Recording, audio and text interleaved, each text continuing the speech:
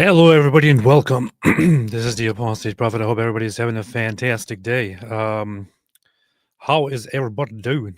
How's everybody doing? It's been a while since I went live last time, so I'm sorry for being late. I don't really know how to go live anymore because I forgot because I haven't been live in a while. And it's just going to be me today because David is doing some boring stuff at some dumb conference or something. So I had the great pleasure over the last few days of attending Modern Day Debates DebateCon. And there at Modern Day Debates DebateCon, yeah, okay, I'm not sorry. You're right. You're right. I'm not sorry. I'm not sorry. Okay, I'm not sorry that I'm late. I don't care. How about that? I'm not sorry. So, I was I was attending DebateCon, and there during DebateCon, I had two debates. I was there with IP. IP had two debates, and a lot of other people P too. David didn't have any debates. David wasn't there. And Andrew Wilson and Daniel Hikikachu had a fantastic debate. I thought that debate was fantastic. I think it is most definitely fantastic. Most definitely fantastic. Yeah, David is hanging out with Mike Winger somewhere. I don't know. He's hanging out with Mike Winger. Ha. Tatiana said, "Hate slow mode. Become a channel member and chat freely." This is true. When you, if you become a channel member, you can actually disregard the slow mode and chat as you wish. That's pretty cool. So, shalom from Israel. Shalom back to Israel. Shalom, shalom, shalom, shalom. Ash, you have your channel back. I know you just told me earlier that you got your channel back. So Ash was banned from YouTube for no reason at all, and now you just got your channel back. So I'm really happy about that. Ash Mays, your channel is back. Your channel is a good one. It's a good one. It's growing nicely. So I'm happy that it's back. Zach Gelpy says, "It was a pleasure meeting you this past weekend." Oh, there you are. I recognize you. Yes, it was great meeting you. It was before I even review the debate, I need to say a few things about how things went down at DebateCon. So these days I'm not really in a fantastic mood, and I had these debates planned in advance. One of the debates that I was supposed to do was with Javad Hashmi. In fact, let me check if that debate is public now. It probably isn't yet. So I was supposed to debate Javad Hashmi, and I wasn't really excited about it. I kind of didn't really want to do it, I thought I have too much going on right now. I don't really want to do it. Maybe something happens and it's canceled. But then I thought I am going to do it. And just when DebateCon was about to happen, some other guy named Junior on Twitter, some weasel, came and also wanted to debate me. And apparently he was fine with any topic that I would offer. So I said, okay. I looked at his Twitter feed a little bit. Apparently I have him blocked. So I looked at his Twitter feed and I saw that he recently makes the great claim that Islam is the one true religion. So I said, all right, I want to debate him on the topic, is Islam the one true religion? So he accepted the debate topic and I went there and debated that with him. First, I debated that on the first day. And man, I hated that debate. I really got frustrated. You could see that I got frustrated during that debate. I think that's going to be published later on after all the others are out. It was a Palestinian Muslim who wanted to debate me. He's also a Hamas supporter, open Hamas supporter. So, of course, I went there with the FCK Hamas shirt and debated him right there. It was quite painful. But then on Sunday, I was supposed to debate Javad Hashmi, and it actually went quite well. So it was quite good. The funny thing about the Javad Hashmi debate, and I'm sure it's going to come up when we review it and when we talk about it later on. Apparently, Javad, who wanted to debate the topic with me, Christianity or Islam, which one is more violent, had prepared for years for that topic and is currently writing his dissertation on the topic. I prepared for like 3 hours. It's not a good thing. I should probably change that a little bit, but I only prepared for like 3 hours, and that's David and I joke about it sometimes how we prepare because that's basically what we do. We even we have these things of like preparing for a topic together, doing a 2-on-2 debate, and then last day right before the debate, David and I get together. Hey, what should we do? That's how we roll, apparently. But the highlight of this debate was Andrew Wilson and Daniel Hikikachu. It was so beautiful. It was so beautiful. The funny thing is that during this debate, so I really enjoyed what Andrew Wilson did. So what happened at first is Jake from Rattlesnake TV, he was also there. He also debated people. And so he came up to me at some point and said, hey, I need you to be there when Andrew makes his opening statement. He's got a very special opening statement. I really can't do an Australian accent. I'm really sorry. But he said, Andrew prepared a very good opening statement. I would really like you to be there and to listen to it. I want to see your reaction. So I was there for his opening statement, and I lost it, man. I lost it. I was laughing the entire time during during Andrew Wilson's opening statement, and I want to have a look at that, but especially during the back and forths. But I also want to have a little bit of an Andrew Wilson appreciation moment here. So Zach, thank you so much for being there. Aside from you, I also met a lot of other people. Many people that I met there were there just for Andrew Wilson. In fact, Andrew has such a fantastic audience and such a fantastic community and fan base that, according to James, 90% or so of the audience, or 90% of the people who attended DebateCon were there for Andrew Wilson. So almost everyone was there for Andrew Wilson.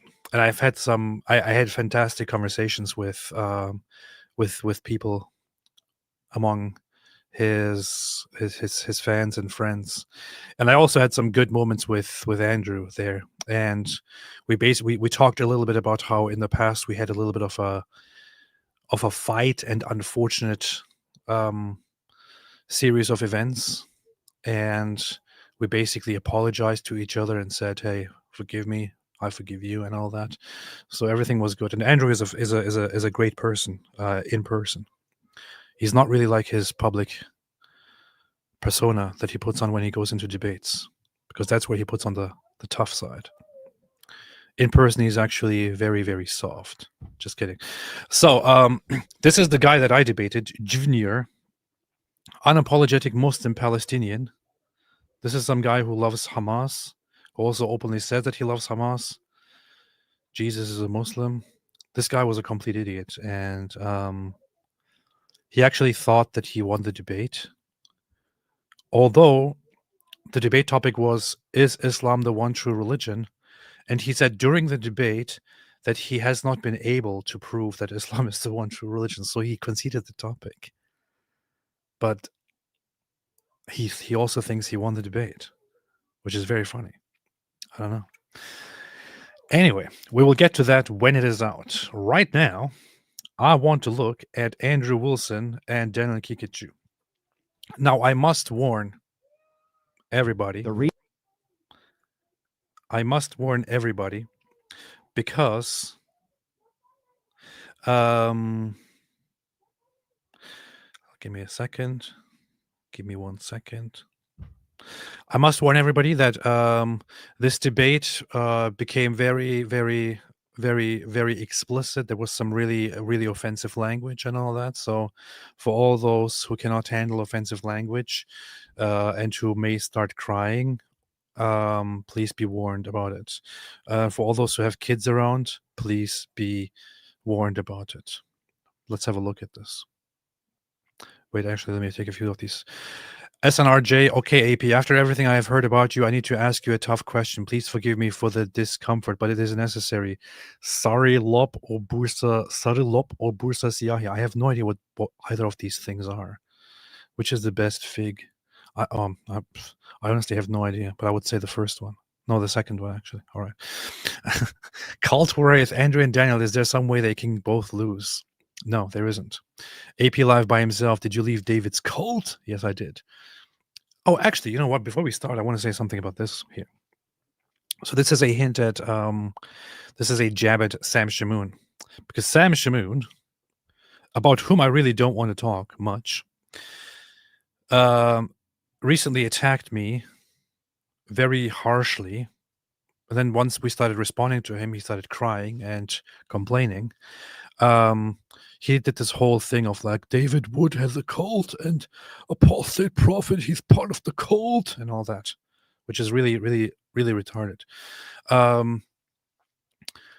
Currently, there is an event going on, an apologetics event, a theology something event. On this weekend, there was supposed to be a conference about faith, where the organizers invited me and others to go and speak there about Islam and similar matters. So I was supposed to go there and actually give 2 speeches.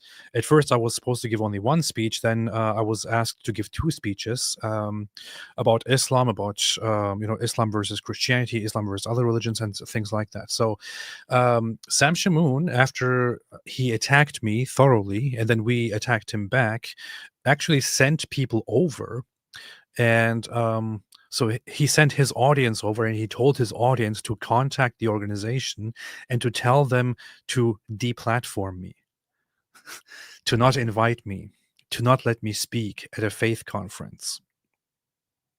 This is very funny because Sam Shamoon is also the same guy who claimed that we somehow, David and I, somehow wanted him not to be on the PBD podcast, which was completely made up.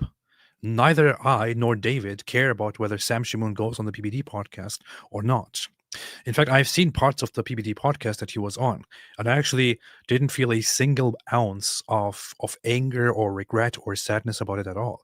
I thought he is one who can talk about Islam, so as long as he talks about Islam, I'm fine with it. He can bring good stuff there. That said, I think that in the long term, this guy should no longer be public because he's a horrible human being. But I didn't make a single effort to take him down or to prevent him from going to certain places. He, while accusing me of trying to cancel him, actually sent people to cancel my appearance on this conference. So the organizer got in touch with me and said that he received lots of emails from people. And that there was some controversy about me, about my private life. And I said to him, look, here, I can explain to you the situation right here. If you think I shouldn't be part of the conference for now, I'm fine with that, actually. And he said, yeah, okay, let's just, I will remove you from the speakers for now, but not because of Sam. But rather because of controversy and reputation and stuff like that. I said, yeah, that's fine with me. I appreciate that. It's okay with me. I don't. I actually felt relieved because I didn't want to, in the middle of this, be at a Christian faith conference and speak there. So I actually felt quite relieved about this. So it doesn't bother me at all. This is why I'm currently here, while David is at the conferences. But I just want to point out here that Sam Shamoon actually sent people over to ask them to take me off the speakers list while accusing me of trying to cancel him or something like that. It's like, this guy is just completely mentally unstable.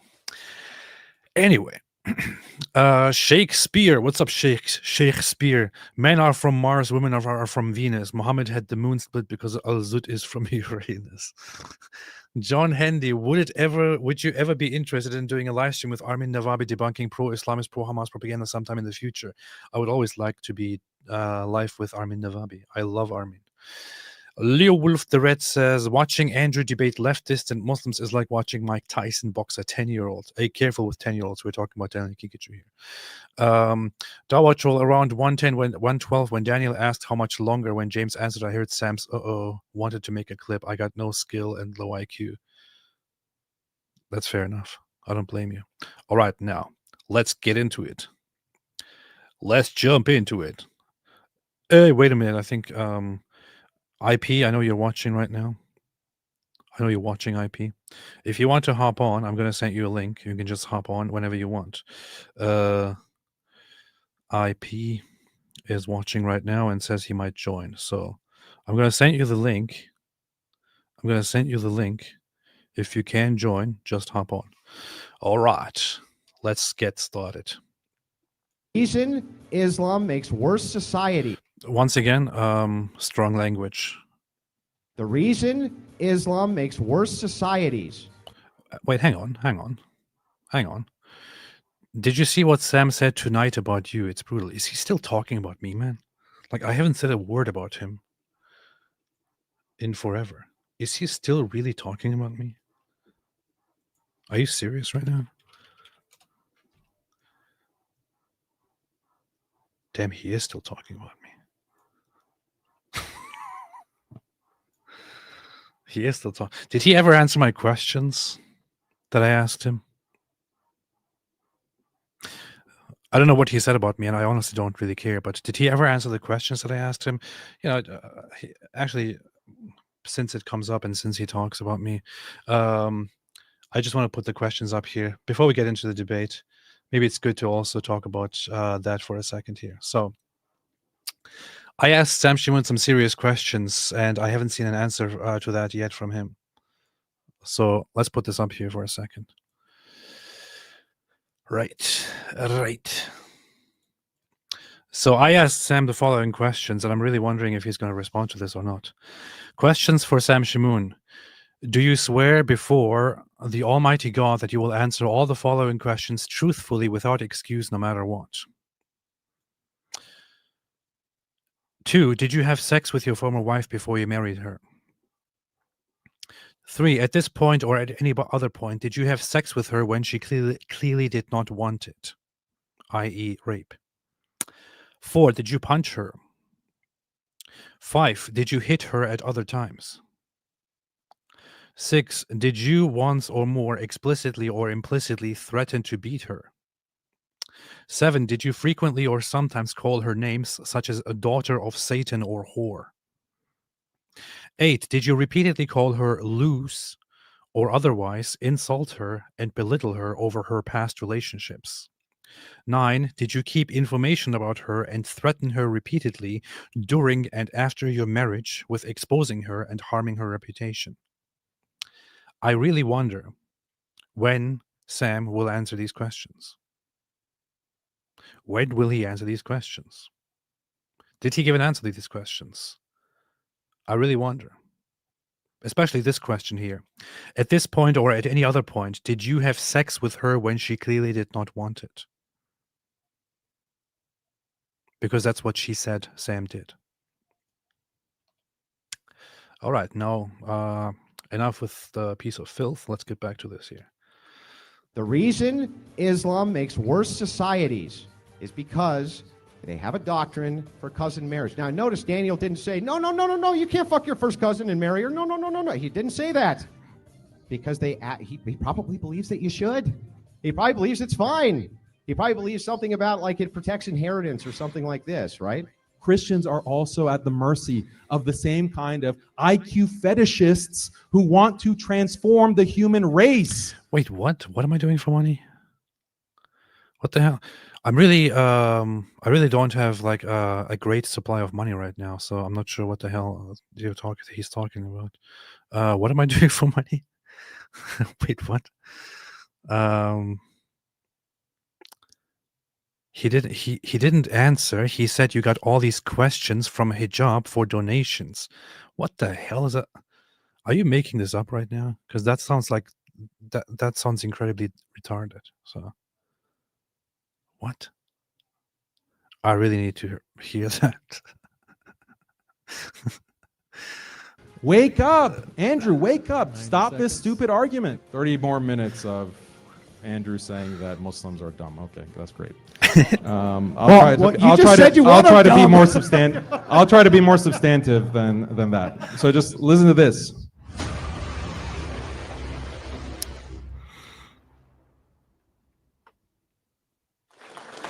Thank you so much for your kindness. Thank you guys for being here. If you guys aren't excited for this one, I don't know what's going to do it. I am thrilled for this debate. It's going to blow your mind. James is always thrilled. It's going to melt faces off. So thank you for being here. Buckle up. We are getting started. So, as you know, the debate is Christianity or Islam, which is best for society. Before we jump into that, though, what I want to do is introduce our sponsor who helps make this possible, as these events are very difficult to pull off. But we are proud to have as our sponsor Main First Project, as they, similar to modern day debates, care about free speech and fair debates. We're thrilled to have. Okay, skip this. Skip this. They don't pay me with it. They don't pay me for this, so skip it. All right, let's hear Daniel. Yes. Thanks for being with us. Can you hear me?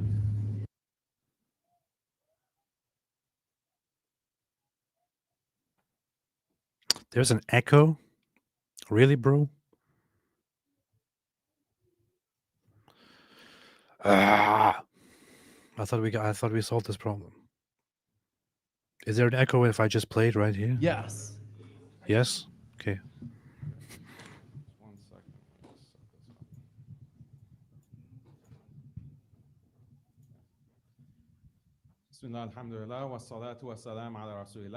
Just a quick note. I want this to be a civil debate because right now there's a massive Zionist campaign to generate as much hostility between Muslims and Christians as possible. If I can say something nice about Andrew, I respect him for not being a shill for Israel. I think we can be civil, but also very critical of each other's religions without it turning vicious. The only ones who benefit from a Muslim-Christian civil war right now is Israel. What the hell? How does Israel benefit from that? How in the world does Israel benefit from that? Oh, wait a minute. David wants to join. All right. David's going to join in a second. Which is stoking hate so that they can continue their genocide of both Muslim and Christian Palestinians while they bleed America dry. Let's keep. Now, here's the funny thing. The only side that would actually, so here is the thing. This guy and others like this guy often claim that if we Christians and Muslims fight, then Israel will benefit from this. There's only one such thing going on here. Muslims keep talking about Israel because they want to distract the world from their own advances to taking over the West. That's it. If everybody keeps focusing on Israel, if everybody keeps talking about Israel, then people will talk less about the fact that Muslims are invading and taking over the West. It's working. It's brilliantly working right now. So many of the anti-Islam people keep talking about Israel right now and therefore are distracted from the fact that the Muslims just keep taking more and more and more and more and more. That's that. And Israel doesn't do any harm to Christians. If anything, it does harm to Islamist ambitions. And I'm all for that. Hey, what's up, man? Yo, what's up? What's up? You hear me? Yes. You hear an echo? From who? When you talk? No. No? No, Oh, why'd you fix that? I don't know. I can only stay a second anyway. I have a paper tomorrow that I have to write. Why are you here, man? Oh, I just saw you on. I figured I'd say hi to everyone to be nice. Why? I got stuff to do and I'm busy. Why are you reviewing this debate without me? Because you are gone at some lame conference for like a week. What am I supposed to do? One, you should have been here. But two, you should wait. I'm not waiting. No, we can always we might have to review this one like 27 times Yeah, we might. from what I've been hearing. I've only seen like 2 clips that were circulating on Twitter or something like that. Dude, what is this, man? What's up? What's up? What's up? I got bored. I thought I'd come to this instead. Nice. Dude, I got stuff to do here. I'm busy. I want to review a video. I can't, like, why are you guys appearing here? What is this? I don't know. It's ridiculous, man. People, these freaking white people. Yeah. Why aren't you working on a paper or something, man? That's what you are literally supposed to be doing right now. You're the one who's supposed to have a paper I know. tomorrow. I just said I'm going to jump in. So I'm going to jump in and say hi, and then get back to my paper, which will be awesome. Yeah. Yeah. Hey, David. What? You know what I did? So on Sunday, I debated Javad Hashmi, right, your best friend. So I was preparing for that. IP saw how much I prepared for it. A whole minute. A whole minute. Literally the day of the debate, I'm like, all right. So we went to church. And by the way, I want to reveal to everybody that IP came to me to the Orthodox Church that day. Sure did. Went to an Orthodox liturgy. church. So I mean, and then, I can either confirm or deny if that's normal or if that is out of the ordinary. Interesting. Then after we were done with church, we went back to the hotel. Then I sat down and I was like, all right, I have to prepare for the debate. So then I sat down and prepared for the debate for like 2.5 hours or something like that. And then the debate started. And then during the debate, we found out that Javad Hashmi was like apparently preparing for this topic for years and is currently writing a dissertation on it or something. Yeah. He's literally writing a dissertation on Islam and violence, and AP destroyed him. Like, like. My favorite part of the debate is I gave AP a bunch of studies to go over, and so he cites, Joshua Wright in this paper says this. So Javid, like in the middle of the debate, is like, let me look this guy up. But he doesn't realize that Joshua. There's lo and behold, David, there's more than one person with the name Joshua Wright. So in the middle of the debate, he's like, my opponent here is citing Joshua Wright. He's not a scholar. He's a politician. So then, of course, AP does the normal thing and looks it up and goes, there's more than one guy named Joshua Wright. I didn't believe him. So I got up in the Q&A and I was like, are you confusing Joshua Daniel Wright with Joshua David Wright? And he's like, oh, yeah, maybe I must have made a mistake. As soon as I said it, he's like, yeah, okay. I have to say, despite everything, so I mean, I did clearly. By the way, AP, that can all be combined. That can all be combined into one little video, right? Yeah. Like you cite the source, then you play the clip of him. Oh, you've been humiliated. He's a politician. And then you saying no, and then IP going, are you confusing these two guys? And then just dumb look on his face. Yeah. Fade to black. Boom. The thing is, I must say, I usually don't make this claim very often, but I did win the debate. But it also wasn't very hard because it was a very, it was very easy. Because the problem is, the debate topic was Christianity or Islam, which is more violent. He agreed to the debate topic. Then he came into the debate and he said, I'm not here to argue that Christianity is more violent. I'm here to argue that neither is more violent than the other. And the question actually doesn't make sense. Like, are you serious, man? Why did you agree to the topic then? So, and I have to say, I have to give credit. He was very, very friendly and very nice. And I actually really enjoyed the debate. I actually really enjoyed the debate. Yeah. He was an evil scumbag when he would message me. Well, like worse than Dawa level. Probably just you. It's probably just you. But why don't these guys like me? I don't even know. It's almost like we became best friends or something, So. Oh yeah, he was super nice to me. He sat with me at dinner, super friendly. Talked about stuff. Was really, really appreciative. He was very, very appreciative of the work I do, which made me kind of go, "Is this a trick?" But no, he's like appreciative of me going after people like Hakikichu and of course the Dawa Bros who he can't stand. But yeah, I was surprised. He was super nice. It was super friendly.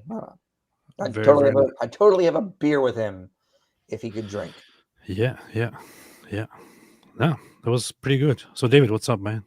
Are you gonna just sit there in your OnlyFans position, or are you going to say something and leave? What are you doing?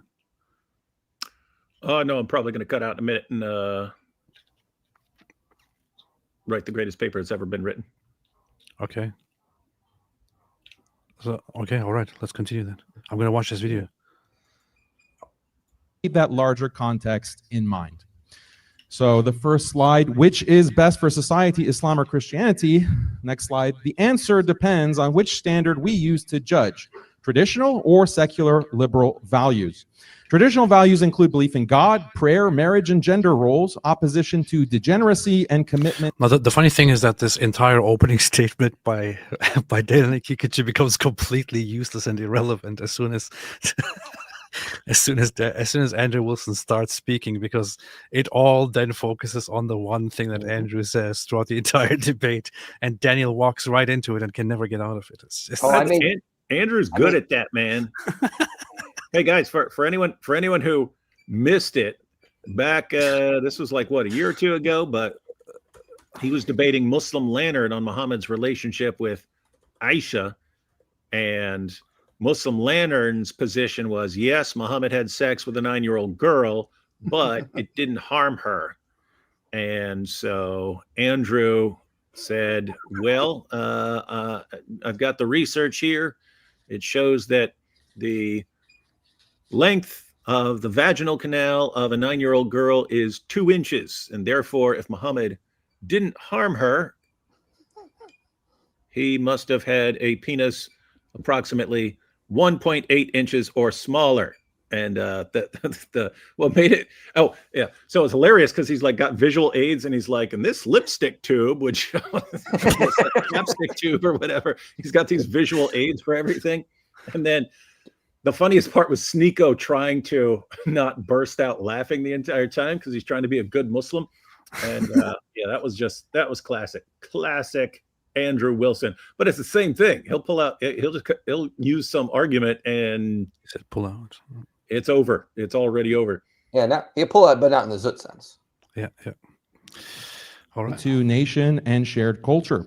Secular liberal values include. Honestly, I don't even want to listen to his opening statement because it's completely irrelevant. Yeah, go to Wilson's opening statement. I mean, honestly, because this whole opening statement, Daniel wasted so much time because he didn't use any of this. It was irrelevant. And the funny thing is, you see on that list marriage, like he used that again. Wilson used that against him in his genius because, yeah, you guys value marriage to your first cousins. Like, oh yeah, let's the secular idea of progress. This happens because traditional values are based on duties. Preserving religion requires imposing duties on people to worship. Preserving family requires imposing duties limiting sexual freedom and providing care for children and the elderly. Preserving a nation requires duties to uphold shared norms, honor national symbols, or limit immigration. So preserving traditional values necessitates all these duties. The problem is duties are hard work requiring personal sacrifice. Because of this, duties necessarily restrict individual liberties while also generating inequality and discrimination. This is a problem for secular liberalism, which strives to free people burdened by duties. So the secular liberal system... Why does he keep saying duty, man? What is this? Okay, so Christian solutions ban OF, prayer in school, no trans kids. Islamic solutions, paradigm shift of Sharia, strengthening duties, principle rejection of liberal progress, and so on. Anyway, who cares? Dehumanization. Thank you very much for that opening from Daniel. People clapped. They're Two people. polite, yes. I've got the Pretty cool. timer set for you, Andrew, on your first word. AP, how many Muslims showed Good up? job, man. Hey, Isa is here. Isa Kabir. Hey, fam. We were there and saw all the craziness. I think we almost all felt bad for Dan, the man. Being Sure simple and did, yeah. focusing on one point is really strong. Hey, didn't you? Weren't you alone with Daniel Kikichu in an elevator? IP. Okay, so yeah. I went up to my room to floss, and then I was gonna go to the 4th floor to get AP. He'd already gone down, I didn't know. But I come around the corner, and there's Daniel staring at his phone, and I just stood there and waited for him to look up. And he looked at me and went, "Oh." I'm like, "What's up, man?" He's like, "I'm like, you're still here? I thought you would have left by now." He's like, "Well, no, when I originally booked everything, I thought I'd be here for 2 days, but then A-Puss turned down my debate topic, and so did you." And I'm like, "Yeah, well, you turned down the 4 debate topics I suggested, and I turned your 1 down, basically." He's like, "Yeah, well, your 4 different topics were boring." And I'm like, "Yeah, so was yours." And then he made some comment about, "You think debating Christian love, if that's important, is boring?" I'm like, "Yeah, I didn't even want to debate with him because I'm like, this is stupid." But then we got in the elevator and didn't say anything. I got off on the 4th floor, but I was like, that was so awkward. He's just, I don't know. He was in civilian clothes. I think he was going to the gym because we didn't see him at all at any more of the debates. He basically went to the Wilson debate, got crushed, and then went to his room for another day and did I mean, nothing. it was a horrible thing, and everybody was laughing about him after the debate. So it was probably wise of him not to be seen anywhere. It was. Well, Andrew, fortunately, none of this was recorded, so no one else will ever know about it. Can you imagine if there was a record of the things he said? that would be so horrible. Yes. The funny thing is that there was a time where he was like, oh, Puth wants to debate me, but I will never debate him. He can just keep crying. And then after I debated him about the whole Israel-Palestine issue or Israel-Hamas thing last year, he suddenly started challenging me to debates again because he wants revenge because it went so poorly for him. And now he's upset because I don't debate him anymore. No, that's true. I mean, it's the same thing I've been saying with the Dawa guys. Not lasting long. You know what I mean? Every Dawa guy comes out and he's got his new way of doing things, his new way of tricking people, and it will work for a while. And then people catch on to it, and then it stops working, and they don't know what to do, and they start scrambling around and flailing for attention. That's where Daniel's at right now. So he came out with his, namely,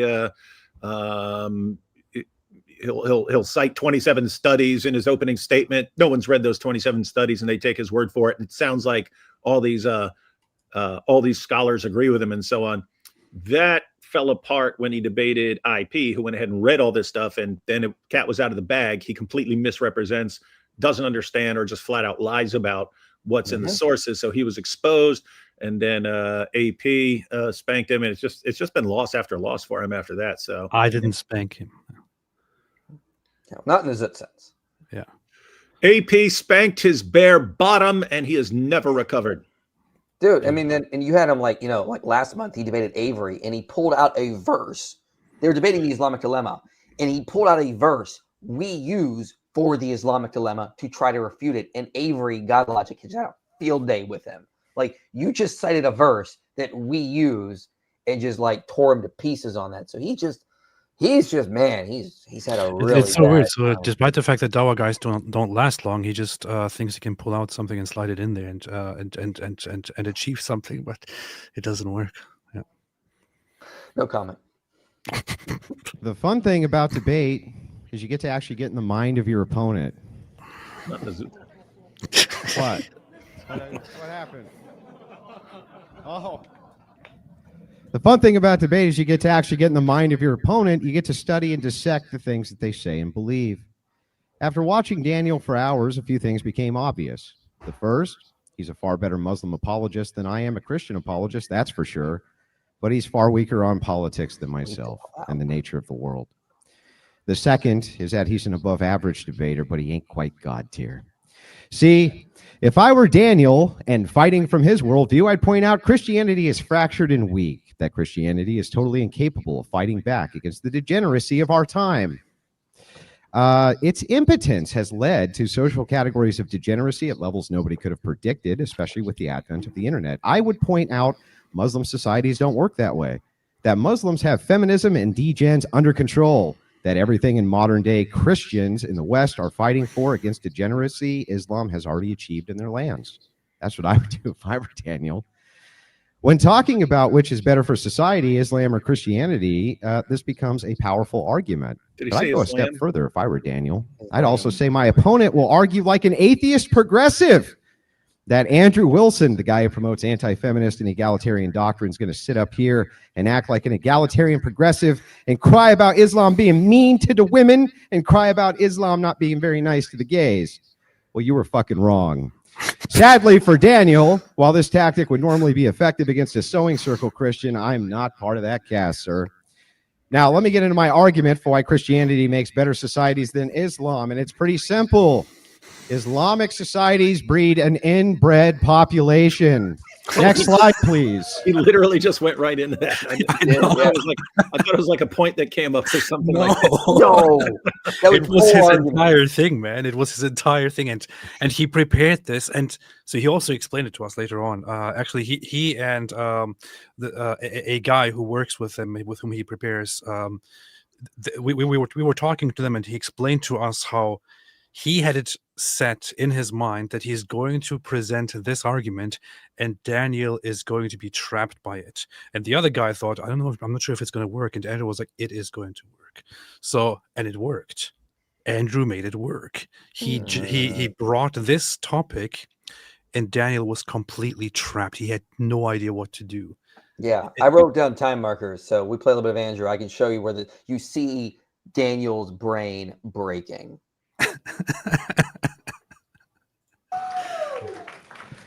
Muslim inbreeding has been occurring at a high rate for about 1,400 years since the early Islamic period, encompassing most of the land still occupied by Islam today. It spread from the 8th to the 15th century, moved into Persia, North Africa, South Asia, where it remains and has created some of the dumbest fucking human beings on planet Earth. The most common type of inbreeding is first cousin marriage. The rates of first cousin marriage in comparison to Christian nations is staggeringly high, even in comparison to regions occupied by Arab Christians. When a nation has both Christians and Muslims, Muslims are often double or higher than Christians. Example, India, Lebanon. Next slide, please. Why didn't they put his slides on the screen, man? They I put don't know. Daniel's thing on the screen, but they didn't put his slides on the screen. Andrew probably didn't get him to them in time, and they wanted to get this up. This is a popular debate, but Daniel probably got his slides over, and Andrew's busy. He's got a bunch of stuff he's doing right now. And he also, I think, someone should get Andrew's slides and then post this debate with his slides in there. yeah. Yeah, I think they might do that maybe on his he'll- channel. yeah, he might do it on his channel. Yeah, that'd be good. He also explained that he prepared all of this in a very short time. So he might have. Yeah, I talked to him like a week before the debate. I was like, "What's your strategy?" He's like, "I don't know. Send me whatever you got." So I sent him a couple papers. He didn't use them. He didn't need them, so it's fine, man. I mean, this was powerful stuff. Yeah. So yeah, I guess that helps us understand Andrew's method a little bit. He's like, maybe he asked people for some input, not in the Zoot sense, but asked people for some input. He's like, hey, IP, why don't you send me some stuff and this and that? And then he has to think about it. And so IP's like, here, check out all these papers. This is powerful stuff. And then one of his other buddies like, hey, why do they keep banging their cousins, man? They keep banging their cousins. And Andrew's like, oh, that's solid. Bingo. That's solid. I'm just going to go with that one because I don't have to nerd out with all these papers and stuff. So one of the graphics that he had there was included this, which is cousin marriage by country, put on a map. So you can see here very, very clearly that there is a high correlation between cousin marriage and Islam. That cousin marriage is especially high in Pakistan, but I think in Pakistan it's like over 60% or something. But it is only high in Muslim countries, and even in a country where there are Christians and Muslims living together, the Muslims in the same environment always have much higher rates of cousin marriage than the Christians, for example. So there is just something about Islam and cousin marriage, which is beautiful. Muslim inbreeding. Oh, sorry about that. Pakistan at 65%. 65%, meaning more likely than not, you're having sex with your cousin, and if you're not, you're the weird one. Okay? For the low IQ members of MDD, that means these people are more likely than not having sex with their aunts or uncles' children. Saudi Arabia, 50 to 58%, with an average 76 IQ. Who would have thunk it? UAE, 54%, 82 IQ. The crown jewel of the Arab world, you are more likely than not to be banging your first cousin. Iran, 40%, 80 IQ. Yemen, 45%, 62.9 IQ. Qatar, 30%, 80.8 IQ. Now, we're You can see Daniel Nikikic getting in trouble here. 96.8 IQ. Now, we're going to continue, right? Oman, 36%, 78. Syria, 39%, 74 IQ. Turkey, 25%, 86 IQ. Jordan, 32%, 80 IQ. Egypt, 32%, 76 IQ. It goes on and on and on, and it just never gets better. Next slide, please. Thank you. Compared to Christian countries, let's take a look. Usually less than 1%. Based. Now, I wonder why Christians build better societies, ladies and gentlemen. Now, let's keep going. We want to pull up the slide here, moving right along.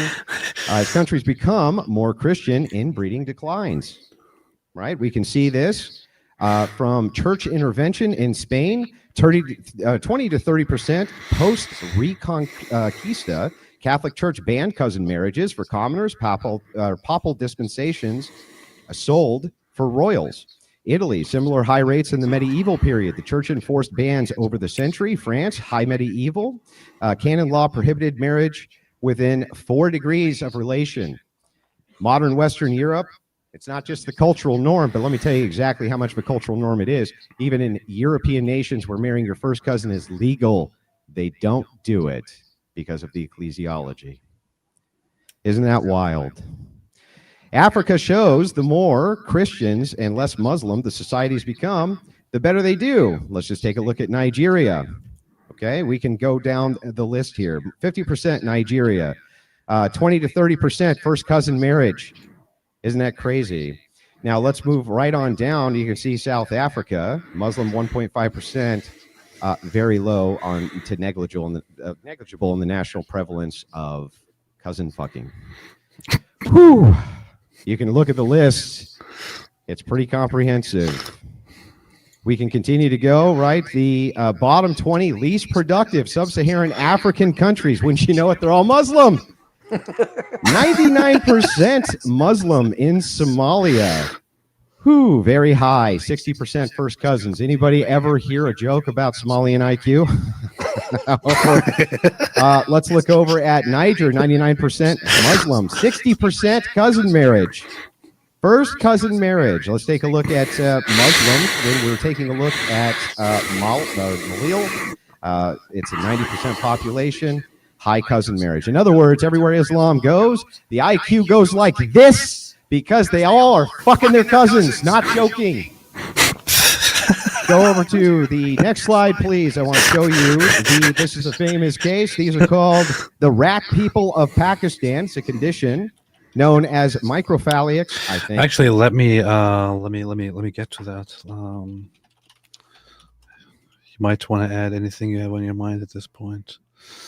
Yeah, so this was basically his whole point. I mean, because the debate is what makes better societies. Well, obviously, IQ will make better societies. Duh.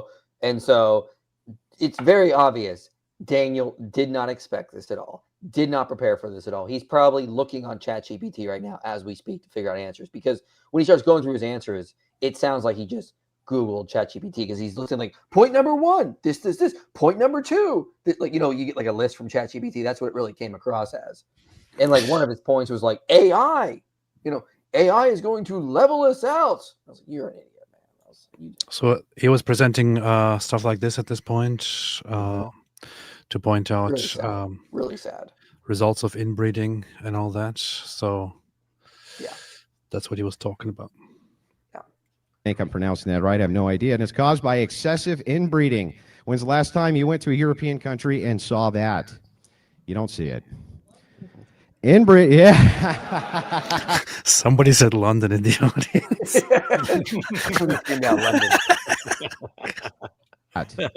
You don't see it. Inbreed, yeah. Now, hang on. Next slide, please. As we continue, let's just take a look here at the casual link between cousin humping and low IQ. Basically, there's increased homozygosity, I think that's how it's pronounced, for deleterious recessive genes, and it is the strongest causal link for why the IQs are so low. Genetic risk. Inbreeding raises the chances of inheriting 2 copies of harmful recessive genes. Brain development impact. Harmful genes can impair neurodevelopment, reducing cognitive potential. IQ reduction evidence. First cousin offspring lose 3 to 4 points on average, and closer inbreeding can cause larger deficits. They've been at it for 1,400 years. Whew. Higher prevalence equals greater risk. Populations with widespread cousin marriage show more individuals with lower cognitive performance. Generational compounding over successful generations. Harmful genes accumulate. One of the big Muslim copes you'll hear from Daniel tonight. Well, it's only 1.5% for genetic, problems for normal people who aren't having sex with their first cousin. Well, that's true. He said it only doubles to 3%. That's very low. No, it compounds. It only doubles. First cousin, and then those kids hump their first cousin, and their kids are, et cetera, et cetera, et cetera, down the line. Guess what happens to your IQ? Guess what? You'll never guess. Anybody got a guess? It goes down. The negative consequences of a low IQ. 80 IQ versus 100. Look at Daniel. Look at Daniel. The negative consequences of a low IQ. Look at that. 80 IQ versus 100 IQ person. Income 50 to 70% lower. Welfare dependency 4 to 6 times higher. Literacy less than 10% at less than 85 IQ. Obesity up almost 2 times. How in the world is my microphone suddenly higher? Oh no, it's not. We hear you breathing a lot. That's what people. Yeah, you probably have it on some auto setting where if you're breathing, it dials up. Yep, It dials the mic. Yep, that's what we keep hearing. Your nose. How about now? Noises. That's fine. Yeah, that's better. All right. Disease up almost I'm gonna cut out and write my paper. Write your freaking paper, man. What do you go do that? I want a copy. I told you. Get the hell out of here! Oh, you're definitely gonna want a copy after you see it tomorrow and realize how awesome it is. Oh yeah, All definitely. Right. Catch y'all later. Have fun watching this. IP. You already IP2. You already reviewed this. AP's reviewing it now. You I too. I think we have to review it again because I'm not going to see it right now. So we'll have to review it again and then maybe revisit it once per week for the next year until people see the problem with this. Yes, we want people to be low IQ. That's good for Islam, and it's the only way. I prefer the low IQ societies. I prefer the low technology societies. Why do you want to be smart? Just be retarded. Being retarded is better. What's wrong with you? We all have to be retarded. It's much better to be stupid. Dude, direct quote in the debate. We want to take you back 200 years. Direct quote in the debate. We want to take you back 200 years and take you down 50 IQ points, and then everyone will be Muslim. Like 109. Again, I prefer to turn the clock back 200 years. That's a direct quote.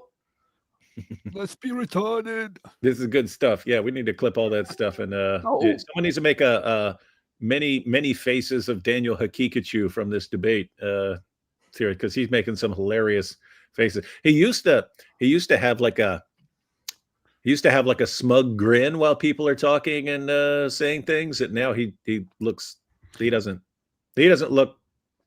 You will see it when you review it. This is I have never seen Daniel this angry. Later on in the debate, he starts shouting and getting really, really loud. He got really irritated, man. Yeah, we're gonna have to check that out. Hey, we should review this debate when I get back. It'd be fun. Hey, yeah, that sounds like fun. Huh. It'll be based. All right, guys, we'll write a paper. All right. Have fun. Get the hell out of here! All right. All right. Let's get back to it. Actually, let me read a few super chats here. Ducky said, Baboon Shamoon lost the Lord's grace. Turn yourself and powerful. Can you turn on CC? Can I? I don't know if I can do that right now. Godlike Snake says, AP, did you see the debate Andrew had with Richard Carey? Richard brought up that you can't make claims based solely on logic without evidence, just like the QA guy said at your debate. I remember that part of the debate. I may have stepped out. I may during the Q&A. I watched the whole debate. I checked out for the Q&A of that the Wilson Carrier debate.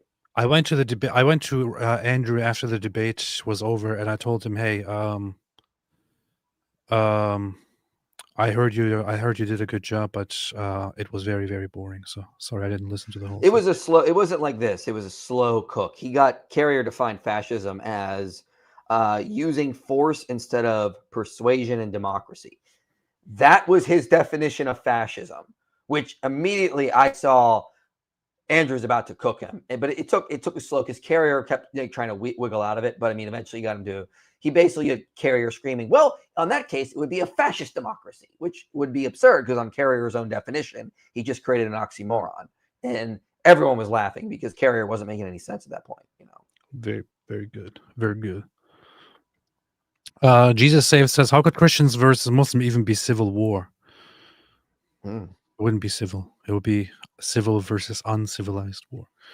Inspiring Minecraft. Hey, inspiring Minecraft. Oh, good. IP and David Wood turning this into a based stream. That's even more based than David's gun. Leo Wolf the Red. Well, yeah, IQ is important. The average for Somalia is less than 70. I wonder what the average is for the rest of the countries influenced by Momo. You can check that out. David Kazashi says, bro, the stream was peak till the two nerds showed up instead of writing papers like nerds. I know, that's ridiculous. You shouldn't be here. Araxon UK, when I listened video of your friend with Tourette's posted by you and David Wood made me feel he challenged same way as a Rain Man. That's pretty good. We should play that occasionally. I should occasionally play that clip. In fact, let's have a moment here. Let's have a moment right here. Who posted that clip? David Wood posted that clip. Let's see. David Wood. David Wood. David Wood posted that clip. Dude, what the hell? What? I was just going through David's Twitter feed, and so I'm scrolling down, and I'm seeing this. Like, what? Am I the only one who thinks this looks kind of weird? Yeah, it does look weird. It looks like it's like a it's meant to be a woman's body photographed from the bottom or something. Putting Like, that image what? in there. I just thought it looked weird, but I didn't know how. You're like, well, let me give you a mental image. You're welcome. Well, I recently put it onto a toilet bowl, so I'm just thinking of different perspectives of how you It's can very make. nice of Daniel to take that photo with you. Such a good Yeah. guy. Oh yeah, that was beautiful. Look at that. him. Look at him. Very nice of him to pose that photo.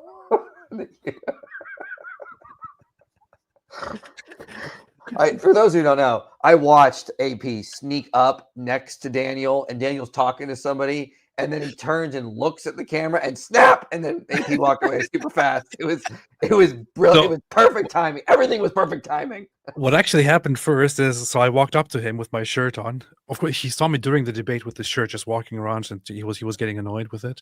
So I walked up to him after the debate. As soon as he sees me, he looks at the shirt. Then, so I tell him, "Hey, I'm a huge fan. What's up?" And I reach out with my hand, and he's like, "No." He turns away. He turns away. So I said, "Hey, can we take a selfie together?" And he's like, "No." So he turned away. I still have the photo actually on my phone of him turning away and me taking a selfie. And then I said to him, "Hey, but I like your dress." And he said, "Thank you." So then I'm not sure why he said thank you, but that actually happened. I said, "I like your dress," and he said, "Thank you." And Yeah, then and I look over, and AP has given his phone to somebody. Yeah. And he's like so she's like this, and AP's like sneaking up over, and then that's right there, and then Daniel just turns and snap. Oh man, I've had fun with Daniel. Not in the good sense. That's true. Anyway, I actually meant to play the Sam Shamoon clip, but now I don't want to look at it anymore. Yeah. Oh, here. So whoever complained, let me say, you're a pig, you're an animal, you're a beast, you're a dirty dog, and you're good for nothing to be destroyed and sent to hell. Wallahi, Khalid Habib, my goal is to get your mother and piss on her and get the Shia to rape that whore, and then also sodomize you, you filthy dog. So what? Yeah, very, very nice words, man. This is Sam. So, Yep. anyway, let's get back to beautiful things. Recycle bin, Pikachu sees South American countries as Christian. Although it is culturally true, the political foundations of those are more secular than America's. Probably. Paul David Wood, Islamic Dilemma has errors in the Quran. Andrew Wilson, Muhammad had 2-inch. Stop effing your family, and both methods are good. They are kind of a little bit. I don't know how you feel about the Gospel of Thomas, says Naked Ape. A reading of it tonight made Islam look unclean to me. What? I don't understand. I don't get it. No, but it's not scripture. It doesn't matter. It's not scripture. Inspiring Minecraft said the way Danny Boy overemphasizes his grates on my nerves. His teeth? I guess so. I don't know. 0.5. I don't know. We'll check it out. I've always had a hard time with duty. A ball pen, Paul Peenhammer. How the debate should have went. Cousin marriage increases odds of physical deformities and cognitive issues. Therefore, it is bad for society, while Christianity can avoid this issue. But okay, but we will see. We will see. Let's see. 5 times. Life expectancy, less than 70 IQ, or 75 IQ, down 5 to 10 years. Why? Because, well, you might just look down the barrel of that shotgun when you're cleaning it. Moving over, arrests and incarcerations, 3. He just went all in, man. That's He really didn't hold any punches back. That's really messed up. So, yeah. 3 to 8 times higher. Violent offenses, 4 to 6 times higher. Teen pregnancy, 3 times higher. Child neglect and abuse, 3 to 7 times higher. Intergenerational poverty, 4 to 6 times. Almost every study available shows that IQ entering the low 80s, Muslim countries, affects nearly every aspect of life in a negative way. Economic prospects, criminality, mental, physical health, happiness metrics, and both at the individual and societal level. In fact, study shows that when a country has a sub-90 IQ average, they find it difficult to have basic innovation, infrastructure, professional class, and other basic needs of a functional society. Is that sounding familiar yet? Now, here's the thing that's interesting. Modern societies don't require everyone to be a genius. Just look at me. But they do rely on a distribution of abilities, and you can see their roles below. 70 to 85, basic job, practical skills, routine labor. That's Islam. That's almost every Islamic nation, ladies and gentlemen, 70 to 85. Sometimes up to 2 standard deviations lower. Whew. 85 to 100 would be skilled labor administrative support, 100 to 115 professional middle management, 115 to 130 engineer, scientist, doctors, specialized roles, the things they desperately need that they get from us. 130 plus innovation, leadership, high-level problem solving. Next slide, please. Inbreeding itself over generations causes massively compounds that lead to negative consequences. So, Ape Dust Stuffs, AP, are you chill with Andrew again? I actually had a yeah. So, I had been a little bit upset with how things went with Andrew, because the last time that we had a debate together, that Andrew and I had a debate together, which he lost. We actually went to the after party together, and everything was good. Everything was fine. We kind of talked about it, and we were friendly and all that. But then the next day, things started getting a little bit out of hand online, and we started fighting a little bit. And I was kind of trying to keep the peace. And then David did something about Andrew, and then Andrew got really upset about that and all that. And then I did a few wrong things. So Andrew actually said to me back then at that time that he doesn't really trust me anymore because of how things developed after that. And I actually really felt bad about it because I really liked the guy in person. Yeah. You know? So I think he and Rachel are fantastic people in person, in private. Yeah. And so when I arrived at the debate con, at first, when I first saw Rachel, she said hello to me. Then I saw Andrew, and he came up to me as soon as he saw me and was like, "Hey, how you doing?" I said, "Good, I'm fine. And he's like, "You're not fine. You're full of shit. You're not fine. I see you're getting attacked online." Of course, a very, very interesting way of caring for a friend. So we talked a little bit, and he was actually very, very personally caring and all that, and gave me some advice on how to handle things, and said, "Don't, ignore people when they attack you online and all that. It doesn't mean anything." So later on, when he had his debate here, and we had a little after party event at a restaurant, which was a quite cool event. I actually went to him and we talked a little bit further. And I told him that I feel bad about how things unfolded after our last encounter. And I said, I, on my behalf, when I did wrong things toward you, I want to apologize for those wrong things. And he turned to me and he said, you know what? I was also wrong. I also want to apologize. So he gave me a hug and said, do you forgive me? I said, I forgive you, man. Do you forgive me? He said, of course. So we hugged it out, and then he told me we have enough enemies already. So yeah, that's what he talked to me about that too. He's like, we gotta make like a Christian coalition and start working together. We have too many enemies on the outside. Yeah, can't be fighting on the inside. And then I'm like, that's what I've been on about for years. So I'm all in. So, and like, yeah, so I'm all willing to work with him. He said he's not perfect. He said he's made mistakes. Sometimes he loses his temper. It happens, but I mean, we're Christians. We forgive, we move on, and we don't hold someone's past against them if they repent and they seek forgiveness and penance and these things. And I think he's definitely a very sincere Christian. Yeah. I don't doubt his salvation at all. Yeah, I want to work with him. He's a really, really, him and Rachel, really awesome in person. No hard feelings against them at all. Yeah. See, Jack Ray says Andrew Wilson did that. Andrew Wilson. Yes, he did. Yeah. That's what I mean. In private, in person, he's a fantastic guy. On camera, like a lot of times you just see clips of him from like the whatever podcast, but you don't see what builds up to that. You don't see the pushing of the buttons and them like going after his family, and that sets him off. And yeah, sometimes he goes too far. He's human, but I mean, like they see those clips, but again, he's a very sincere, good Christian who really does help out and wants to try to help. Yeah, but is he perfect? No.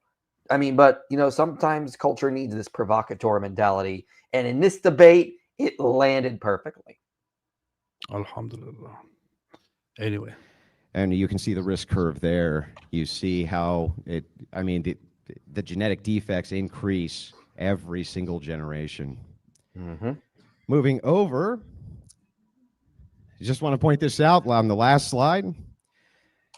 Islam took an ethnic people that were at the heart of being the top of civilization, and through generations of Islam and inbreeding has turned them into the lowest IQ, some of the stupidest people on planet Earth. Literally.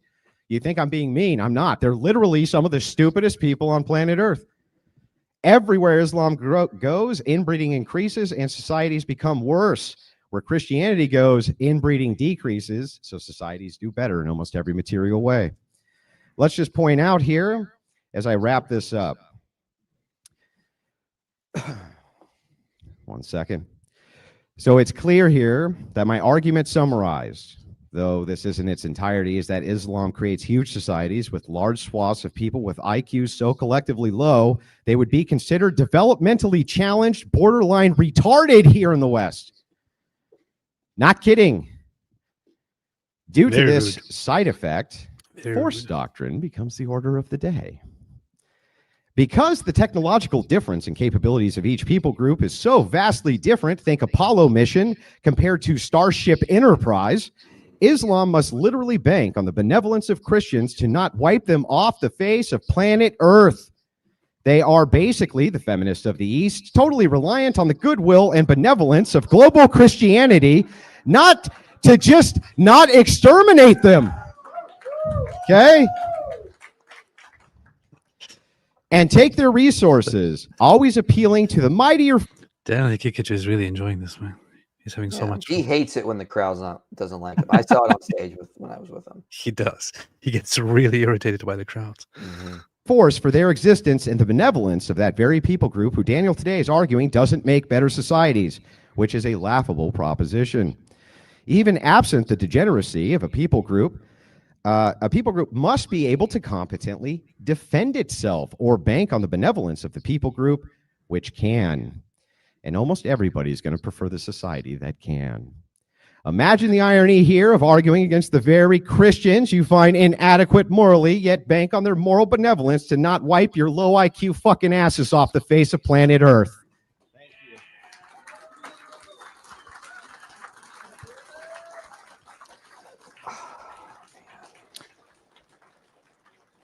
Dude. Hey, what's wrong with you, man? Why are you yawning all the time? Man, I've been running around all day talking to people, doing networking, ETS, and I've been telling everyone about this debate. Everyone's talking about, like, yeah, I'm going to go check out this paper. I'm like, anyway, Andrew Wilson just obliterated Daniel Akikichu's career. You got, like, it's like, dude, this happened. But yeah, I've been running around ETS up here in Boston talking to a bunch of people, being like, yeah, we'll do that, sure. Yeah, okay. Have some respect, man. Yeah. Stop yawning. Sorry. Well, I'm really curious right now. I'm really curious right now. I'm really curious right now about Zam Jamoon. Why? Muslim apologist who'll be debating, or used to be. You know what he said? He even told William to share it with me and read it. Okay, here it is. William, let me know, because I'm about to wrap up so you can go to William. Look what he said. He goes, hi, William. If Sam can forward you David Wood's phone number and Apostate Prophet's number, look at this guy. He thinks I'm going to send him their phone numbers. There's a South African station. I don't know what that is a fact. He's acknowledged it, Apostate Prophet. Me. Where did he talk about this stuff? He apparently Said he's not gonna. That's good. he apparently responded to my questions, but didn't respond to them, but accused me of somehow taking the questions from somebody else or something. I don't even know. Whatever, man. Anyway, whatever. I don't care.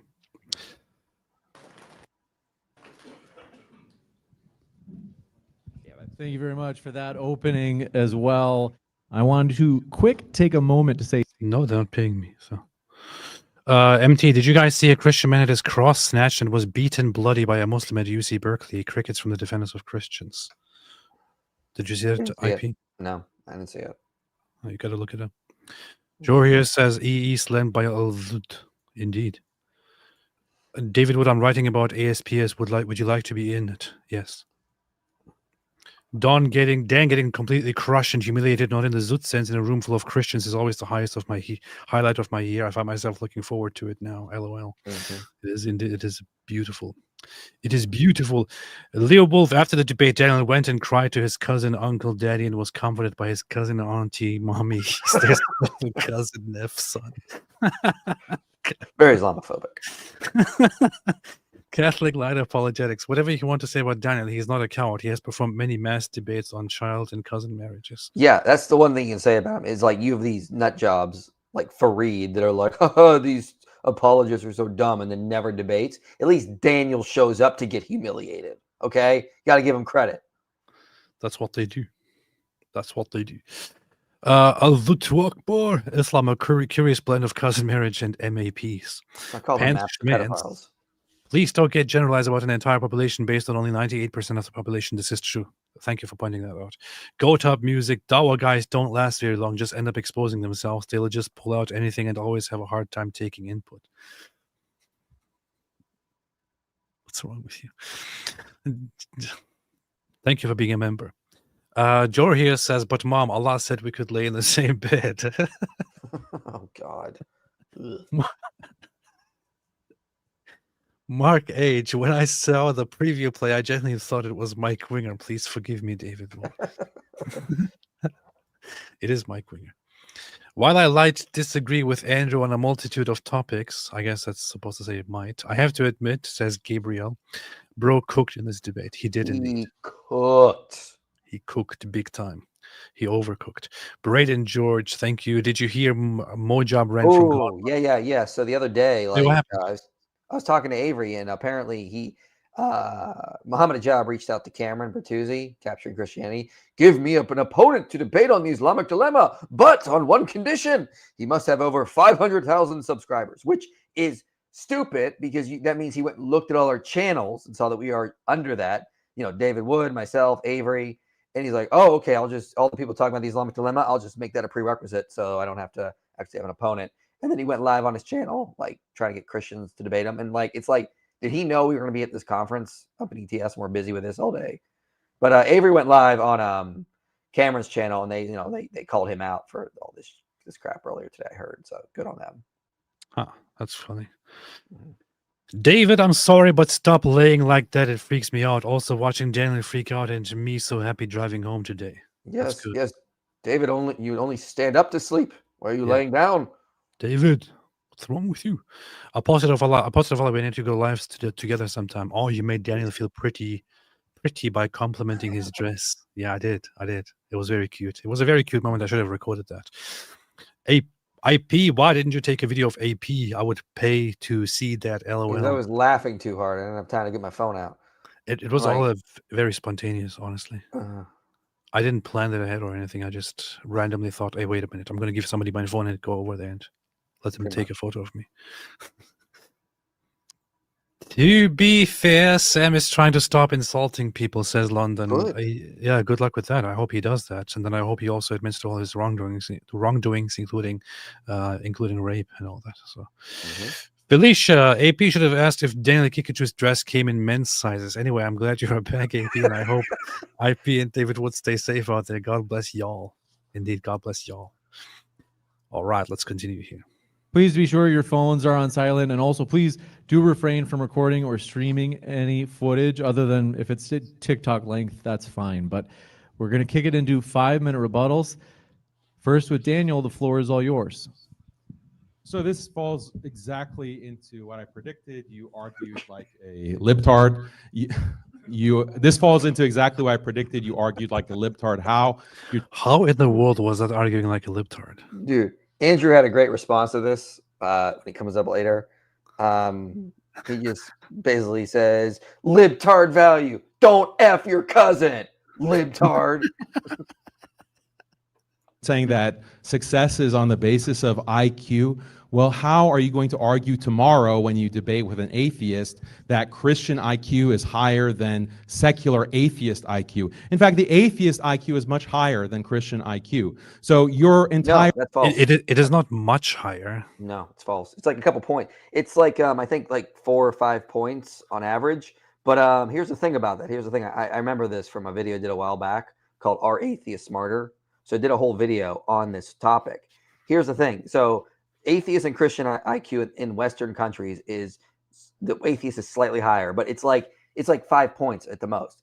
You wouldn't recognize that in society. That's so small. And the reason why it's slightly higher is not because atheists are more intelligent or more intelligent people become atheists. It's because this study it's called Analytical Atheism, a Weak and Fickle Phenomenon.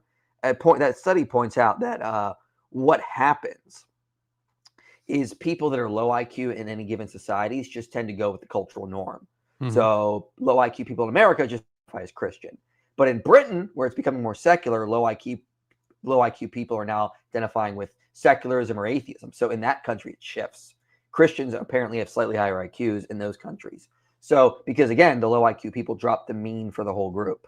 So that's the issue. It's not what you think it is. So Daniel doesn't actually know the research here. So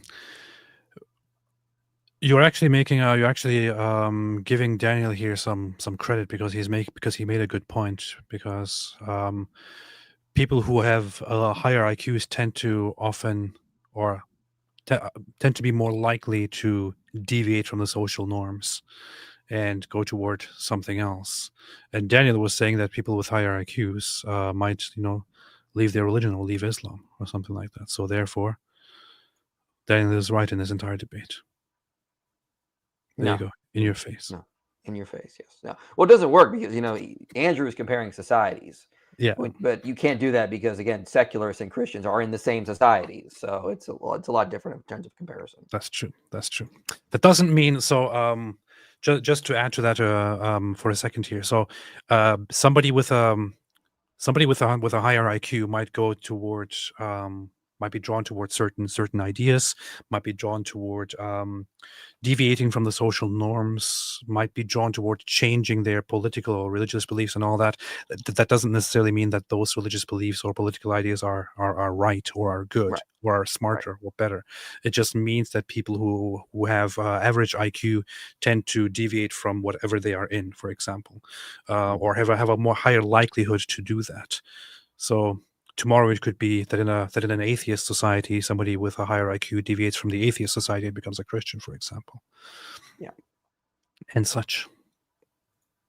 Standard for judging Islam applies just as much to Christianity. And tomorrow, when you're debating the atheist, you'll have to concede that your Christian religion is associated or correlated with lower IQ. Therefore, atheism. Except it's not.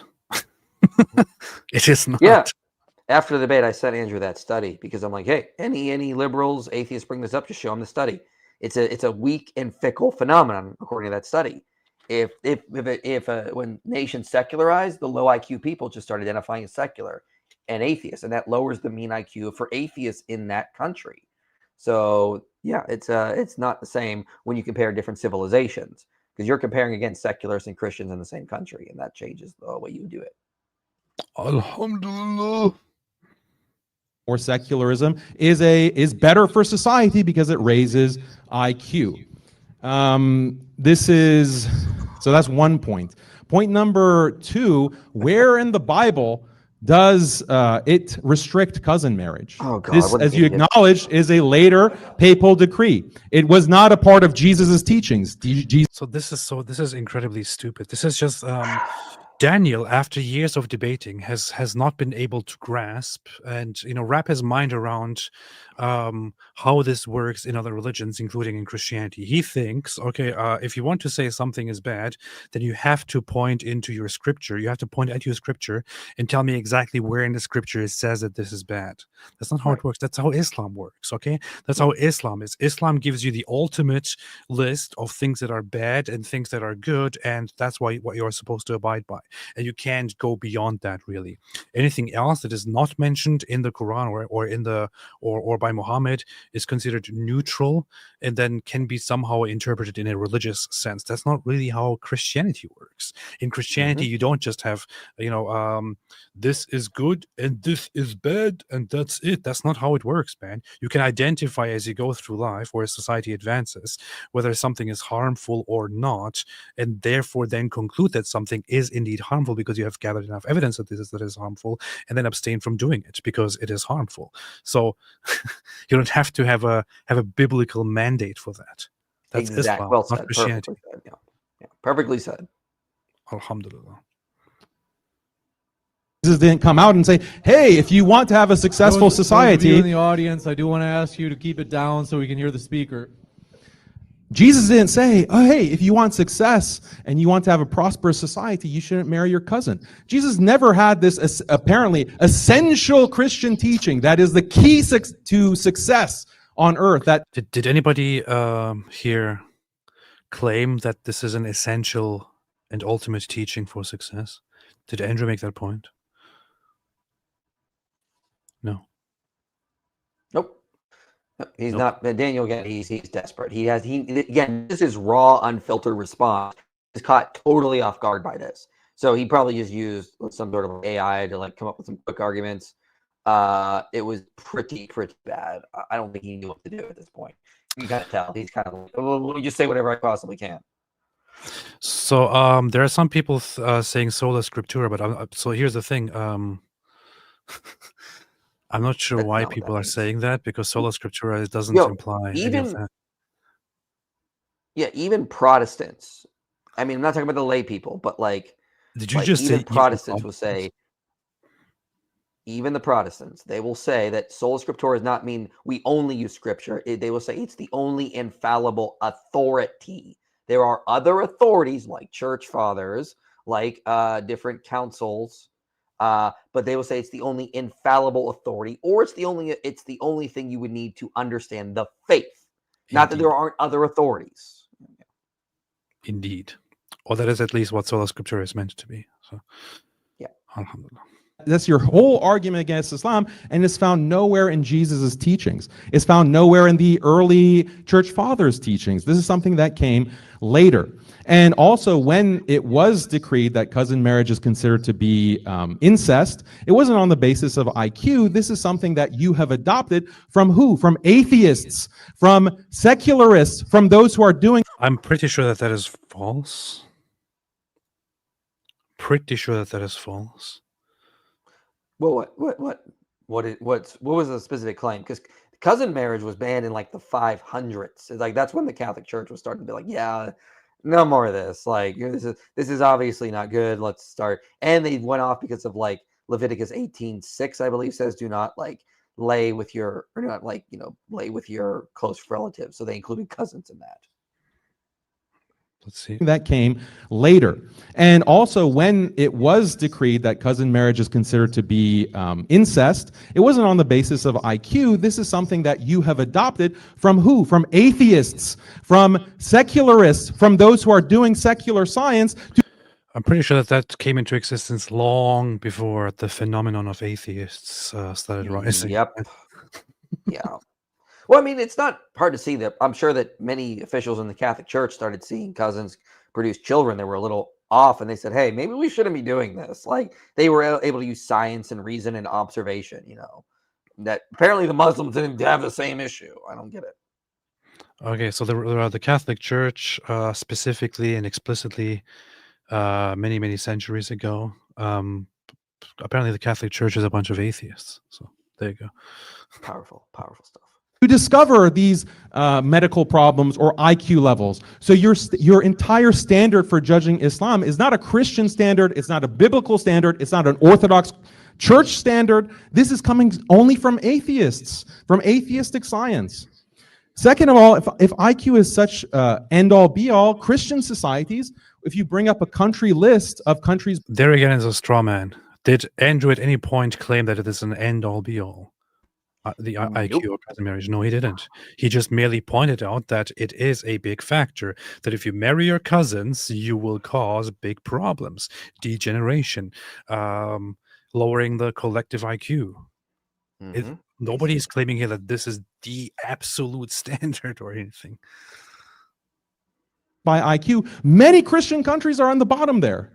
I don't know if you consider them to be true Christians because they're not white, but they're also at 80 IQ, 70 IQ. This is how look at sub-Saharan Africa, look at Latin America, look at the Philippines. It's also comparable with Muslim countries. Do you consider them to be Christians or not?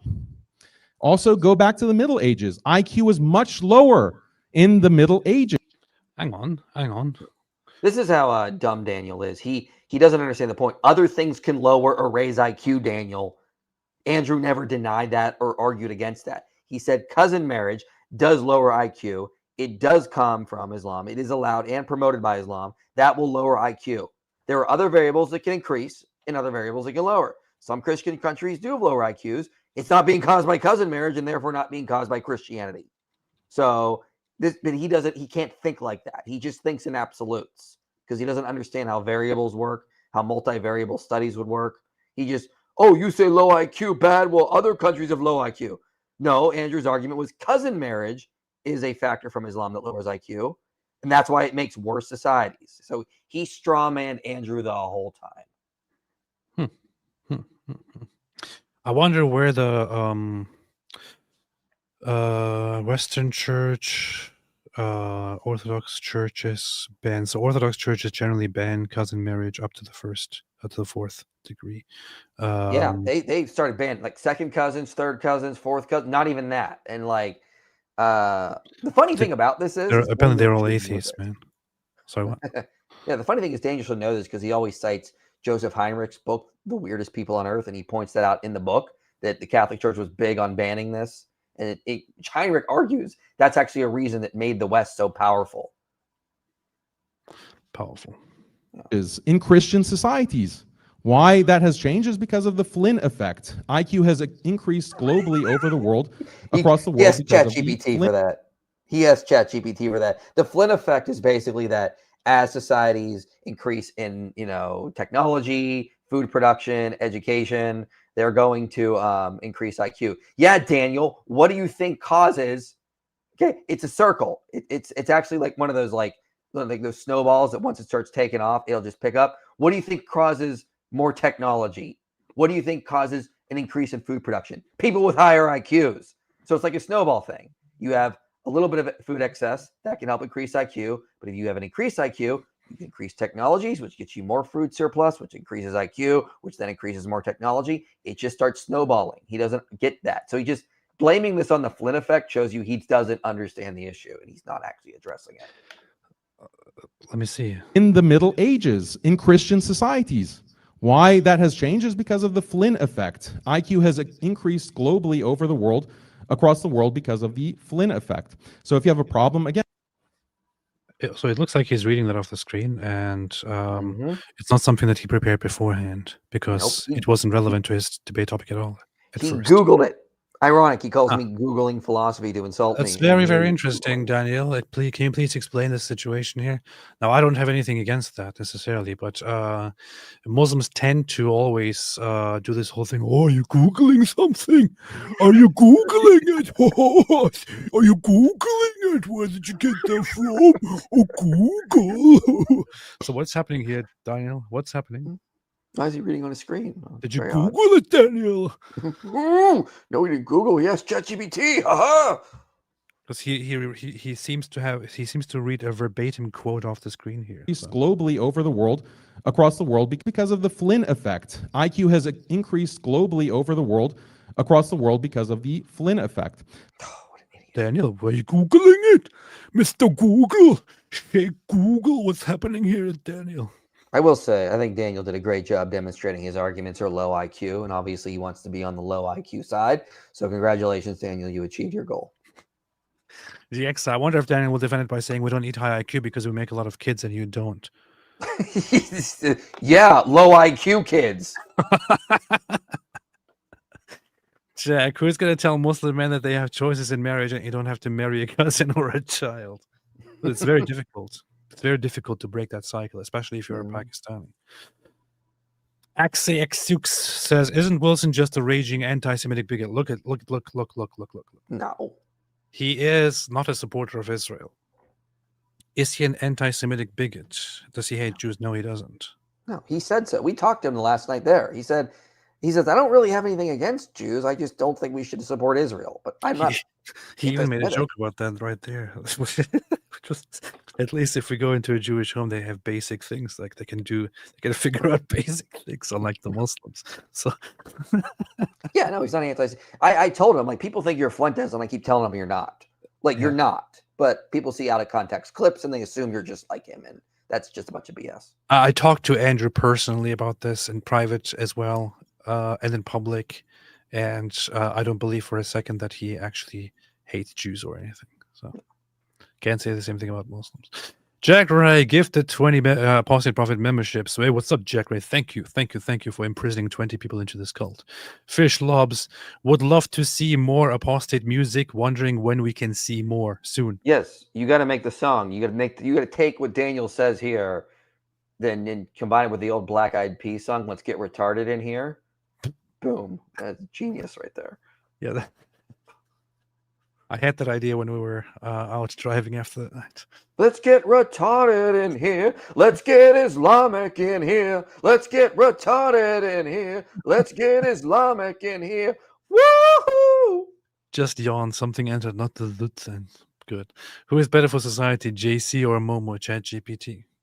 That's a good question. Those who practice cousin marriage in Western nations, even when adjusting for socioeconomic factors, are dumber as well. Powerful. Jorius Liptot, didn't they allow big migration to London? Yes. All I kept thinking while watching this debate is that Dan is an atheist now, right? Because he apparently believes that smart people don't believe in God. Yes. Yes. No, he actually does. To be fair, he doesn't think that being smart is something good. He thinks it's something bad. So. Yeah. I'll give you the time markers where his brain breaks when you're ready. It's like at 105:42, I believe, and then 109:24. His brain breaks.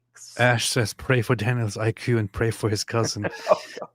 Gabriel, do you know why X disabled automatic Hebrew translation? I don't know what happened there. People were like, X Hebrew translations. Don't know what happened there. Did X disable translations? I don't know what happened. I have no idea what's going on there. Now we know why Dawa uses ChatGPT's smooth brain. Yeah. A ball peen hammer. There is no law in Bible allowing cousin marriage. Prophets doing it is not an argument, not role models. Christianity can avoid it while Islam can't. Yeah, here's the issue with Islam. So Muhammad married his cousin. Mm-hmm. Yeah. If Muhammad does something, you cannot call it bad. That's it. Mm-hmm. That's it. We could even concede that cousin marriage isn't necessarily immoral, but it's still like disgusting and gross, and it obviously leads to negative effects. Okay, you can't equate morality with the benefits or the negative side effects, because you could have either or kind of thing. So you could have something that's immoral, but it, but it's not necessarily good, and vice versa. You could have, like, for example, like, like you could say, like, eating like peanut butter on fish, or eating peanut, it's gross, it's not necessarily immoral, but you wouldn't normally do something like that, kind of stuff. So I mean, You're so Daniel much just messed kept up, you know. equating morality and what's good for society. He didn't understand the difference. You're sick if you eat that. Yeah. You're sick. You're sick. All right. Le Pork Bilge becoming a new member. Welcome to the cult. Buddy the Rabbit made a huge super chat of $100 and said, "As a Protestant myself, Mike basically represented the sola scriptura position. The rigor we ought to have about discerning authorities and traditions are subject to what is our only infallible word from God. Still, a lack of catechism is a problem in the West. God bless you both." Yes. Thank you. Totally agree, buddy. Totally agree. Thank you. I appreciate that. And yeah, I often see. I know, but when I didn't know, I was confused myself when I saw people talk about it. But I often see how people kind of misrepresent the sola scriptura idea. But there Yeah, are but- also some traditions among Protestants that have taken it a little bit further. For aren't sure. Yeah, like snake handlers and stuff. Yeah. they? Alhamdulillah. Thank you, Buddy Rabbit. Jack Ray Daniel, we are low IQ and we're proud of that. That's a soundbite we can combine. Yep. All right, let's continue. Are you sleeping or are you still here? I'm still here. I got another good hour. So you and have a problem so. again with All right.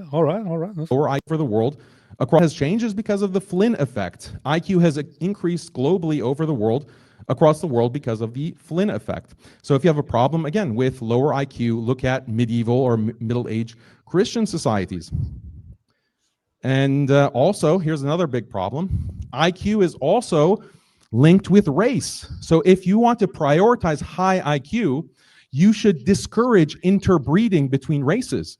Why should higher average IQ from Asians or whites or Jews or whatever race that has a higher average? So here's the thing. You know why IQ is also associated with race? Because IQ is genetic, or mostly, or half, at least half, often considered mostly genetic. So here's the thing. IQ does shape and form a little bit in the early years. So you probably get less than half or half of it from nurture, from certain things that are done during your early years. But half or more of it is genetic. So there is no escaping most of what your IQ is going to be. So when you therefore your brothers, for example, or your sisters, your siblings are are more likely to have a similar IQ as you do. For example, there's a study of if I remember correctly, two children that are not biologically related, one is adopted, one is part of the family, have a significant IQ difference, whereas two children that are biological siblings but are brought up in completely different separate families are much more likely to have a similar IQ. It's just because it is genetic. It is immediately genetic. But it is also fed through nurturing. Now, if it is associated with race because, of course, these families, like larger families, form a society which form what we call, sometimes wrongly, a race. If that certain race, that certain society, that certain population advances and advances and advances and is exposed to elements that make their IQ higher over time, they are more likely to, over time, increase their collective IQ. That is how IQ relates to race, that can be changed by a race going to a different place or advancing and all that. You know, the funny thing about that is white nationalists usually get excited about that, but the funny thing is the studies have also shown if you are racist, it correlates with lower IQ anyway. So like if you're like a white nationalist, you're like, oh, white people have higher IQ, you're very likely to have very low IQ, close to like, you know, the very people you're attacking. So it's just one of those ironic things. Like, don't be a racist because you're stupid, you know. Yeah. So it's not like, oh, if you're this race, that means you have a lower IQ. Right. If that race is lower. No, it is because there are different factors that Exactly. contributed to that population having a lower IQ, and those factors can change over time.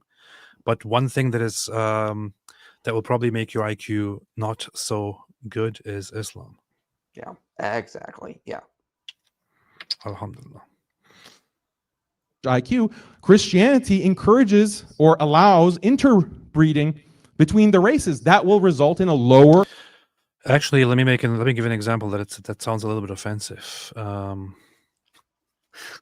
when we talk about it, but it is an example this is a huge difference because this is like a couple points. It's negligible. It's not even noticeable between the races, especially when you're interbreeding. It is noticeable from the effects of cousin marriage, as Andrew has shown. So this is comparing like, you know, a mountain and a molehill. But here's the thing. I want to give an example that sounds a little bit offensive and racist and all that, but it's a very good example because it's directly observed. And I learned this in a psychology course myself. It's based on multiple different studies. So Africa, sub-Saharan Africa, has a much lower IQ than Western nations, than Western white nations, and America, North America, for example. With the slave trade and the moving of a lot of people from Africa to America, what happened over time is that people with significantly lower IQs came across the ocean and started living in a Western nation where people have significantly higher IQs, and started over time adapting to this higher IQ population, which is why you can observe that from the time that they went from Africa to North America, the IQ of Africans or African Americans has increased significantly, which is why now there is a huge difference between African American IQ and the IQ of those places that the African Americans generally are thought to have come from. So what that means is race itself doesn't determine IQ. Yeah.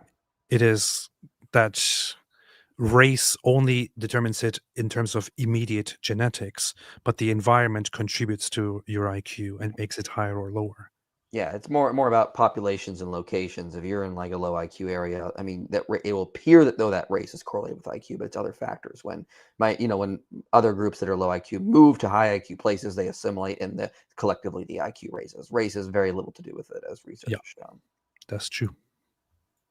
Or allows interbreeding between the races, that will result in a lower IQ.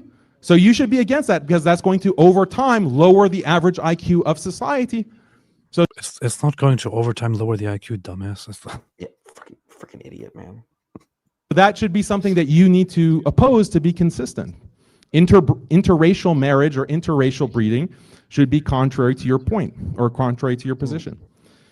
Also, yeah, I mean, I'm just shocked that your entire argument about why Christianity is better than Islam is a cousin marriage argument. That's like shocking. Totally caught you off guard. So far against you. Cousin marriage argument. Your entire argument about why Christianity is better than Islam is a cousin marriage argument. Yeah, for society. That's the argument. Yeah. Pretty based. It's like shocking because it just works so far against you. No, it doesn't. It doesn't at if all. If IQ is the end all be all of which he never claimed, that's a straw man. So. Love Andrew's facial expressions during this. It's pretty awesome. What makes a society good? Then Christianity loses to atheism and secularism. Like no, it actually doesn't. So. It's closed. So like and many Christian societies are low IQ, as in the same way as certain Muslim countries. The thing about the difference between me and you is most Muslim countries. My values are based. So Muslims on average have a much lower IQ than Christians. That's just It doesn't matter. It doesn't matter. The point is the variable of cousin marriage, which has been shown to decrease IQ, and Islam does cause and allow that. yeah. So even if we did establish that there are more Christians in this certain region of the world, and therefore those people actually tend to have a lower IQ, that still wouldn't make the point, because we have already established that scientifically cousin marriages lowers the IQ. Yep. Based on marriage, family, traditional values of that nature, not atheistic values of IQ and intelligence. You get that, guys? Atheistic values. You have atheistic values of intelligence. We reject that in Islam. We don't want them atheistic values like intelligence and IQ. We like our societies simple. We want to be stupid. We want retarded societies. It's what Allah wants. Alhamdulillah. Why do you want to be intelligent? It's better to be retarded. It's better to be retarded. What's wrong with you? Everybody should be retarded. Being retarded is better. Are you stupid? Why do you want to be intelligent? We're going to jump into Andrew's rebuttal as well. The timer is set for you. 5 minutes, Andrew. Here it goes. Libtard value. Don't fuck your first cousin. Libtard. Let me just point out that Daniel Kikikachu didn't actually rebut any of my arguments. Not a single one. My argument was simple, and I'll repeat it here again. The argument is that your society has to rely on the benevolence of mind to exist because of your general IQ. You see, remember how I told you the 70 to 85 is basic jobs, practical skills, routine labor? That's most Muslim societies, sir. Doesn't matter if you point out two exceptions to the rule. Even in those societies in which Christians have a lower IQ, guess what you find? Their interbreeding rates are going down, and when you compare them to the same Arab population where they're inbreeding, that section of the population, the IQ is always lower. So what's my argument here? My argument is that Christian societies are better because they lower inbreeding, which collectively takes your IQ so far down the rabbit trail that you end up having to beg the higher IQ individuals for protection from them. You have to bank on their benevolence. Imagine this guy is banking on the benevolence of Christians who have a high enough IQ to basically eradicate all of the Middle East. There's nothing they can do about it. And they're banking on that benevolence while telling you all that you're immoral. You're immoral. This is not. I mean, let's just deconceptualize this for a second. This is literally what's happening today. This is literally what's going on. You will, Yeah. It's all, I mean, especially with the whole Israel thing, right? With the Israel Palestine conflict, they're begging every day now. They're begging the world, especially the Western world, to come in and do something. Can you please save us from these mean Jews, please? We keep trying to eradicate them, and then they won't let us, and then they fire back. It's so mean. Why won't they let us kill them? Can you please help us kill them? Because they won't allow us to kill them. We just want to kill the Jews, but they won't let us. Wait, you got to keep playing because he makes that point coming up here. Oh, actually, yeah. Not an atheist argument. Far and away. Well, the argument here is based around what it is that we're discussing. And what are we discussing? Which makes for better societies, right? Christianity or Islam? How can you claim you have better societies, sir, when half of your societies are so inbred, their IQs are like borderline retarded? How? How could this possibly be of benefit? And you know what they do when they go to other countries? They keep doing it. They keep doing it. Now he says, well, if you value IQ more than all other values, who said anything about that? The debate is not about that. It's about which makes for better societies. Now, which society would you rather live in?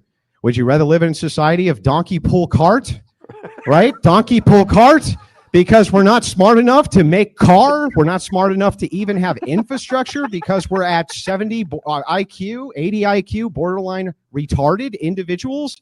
That's a society. Who's moving there? Who's moving? Nobody. They're all moving here. Why? Because they want the societies that Christians have. By the way, let me point a couple other things out. No, Christians are not stupid. Yes, their IQs are much higher, much, much higher. Even in non-white areas, they're much higher, sir, because Exactly. they don't inbreed. And it's very frowned upon. Go figure. And interestingly enough, let me just point this out, that Christians have a much smarter enemy. Much smarter enemy. You're right. They do have a high IQ. You need high IQ people to combat that with these values. Islam can make no inroads. They don't have the technology. They can't mount an invasion. They can't even make a fucking power plant, right? How are they going to do that? Daniel, what's your big plan? His big plan is to bank on the fact that there's enough suicidal empathy in the West to keep on importing Muslims. That's about it. Yep. That's it. That could be his only plan. These people can't make armies. That requires massive organization and mobilization. You think that these people could ever attack the West? That's a laughable prospect. He started with Zionism. He has 10 million Jews in his backyard. They can't do shit about it. Nothing. 1 billion versus 10 million. They can't do anything. They launched their entire missile payload. It does nothing because of the IQ difference in these regions. Oh, that was. But just so everyone knows, when he said that, I looked around the room for AP. I couldn't see him because he was on the floor. He fell over from laughter. He couldn't even hold himself up. He was on the floor. That was like, it was so perfect. And man, he got him there. So bad. That is true. When I heard him say that, I lost it completely. But I was laughing so hard that people started looking back at me. Just dude, I mean, he's right. I mean, think about what just happened with Hezbollah and the pagers. Like these morons. This guy completely blown apart by the pagers. Like Hezbollah didn't think about this at all. They gave all these people pagers, and then boom, one day, and none of them thought maybe we should look at one of these to make sure there's no explode. No, nothing. Oh, good pager. We're fine. Israel's not this stupid. I gotta hear that again about Israel. There's 10 million Jews in a laughable prospect. He started with Zionism. He has 10 million Jews in his backyard. They can't do shit about it. Nothing. 1 billion versus 10 million. They can't do anything. They launched their entire missile payload. It does nothing because of the IQ difference in these regions. The IQ difference is so wide that if they even tried to. I mean, he is right, man. He is right. So, in order to take down or even just make Israel stop fighting back, Hamas fired everything they had. They fired thousands of missiles on the day of the attack. They fired thousands of missiles after that. They kept firing and kept firing and kept firing. Hezbollah on the other side, from the north, kept firing and firing and firing. Other organizations joined in. Iran joined in. The Houthis, who are constantly high on some garbage, started shooting ballistic missiles. Nothing helps. They can't do anything. They're asking the entire Muslim world for help. And the entire Muslim world is outraged. And they're like, we have to stop Israel from fighting back. We have to do something. They can't do anything. Yep. It's pretty bad for them right now. And they have to ask and beg the West to help them somehow. Mm-hmm. Because they are retarded. That's that. Well, pretty much that, yeah. Daniel's about to make the AI argument here. Like, I believe it makes it like 44 minutes in. Missile payload, it does nothing because of the IQ difference in these regions. The IQ difference is so wide that if they even tried to collectivize, it would still be done, and they know it.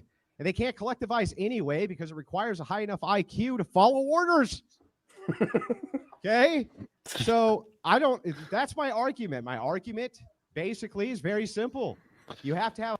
And I'm going to reveal some very disturbing things here, but according to the last data that was obtained on this stuff, the average IQ in Gaza is about 67. Wow, that's horrible. Like, this is not something we want. But this is what Islam does to people. I don't want to hear about other humans with low IQ. That shouldn't happen. But this is what Islam does to people. Like, why do you think we're so against Islam and want to oppose this? This is one of the many reasons we just say over and over again, this is bad for humanity. Ditch this religion. Whereas Israel is placed at somewhere between 92 and 99, considering that it has a 2 million Arab population. Yeah. And You lots also of have to think imported from different places. the average, like IQ is a fluctuating metric. Mhm. It's 100 is always average. If collective humanity's IQ goes up, what 100 will just be the average. It'll be like what it was 110 like 20 or 30 years ago. So the average is always 100. So that's important to keep in mind. But I mean, like, if the collective IQ goes up, the average will go up, and it will just appear as though it's still 100. The average Ashkenazi Jewish IQ in Israel is somewhere above at least, so in a range of 105 to something. So you are dealing with such a huge disparity, man. Yeah. Over 100 versus 67. What the hell? It's basically superhumans against. Oh, man, Assad must have an easy job at the end of the day. I mean, honestly, I mean, I just picture it's like becomes like it's eventually just become an episode of Looney Tunes. Like some Assad agent is gonna put on a wig and like lipstick like Bugs Bunny and just go out and like light a cigar for them, and it's gonna blow up, you know. A high enough IQ to have a society to begin with. Christians make it by lowering everywhere they go. You fucking your family members. My God. Back to you, Daniel.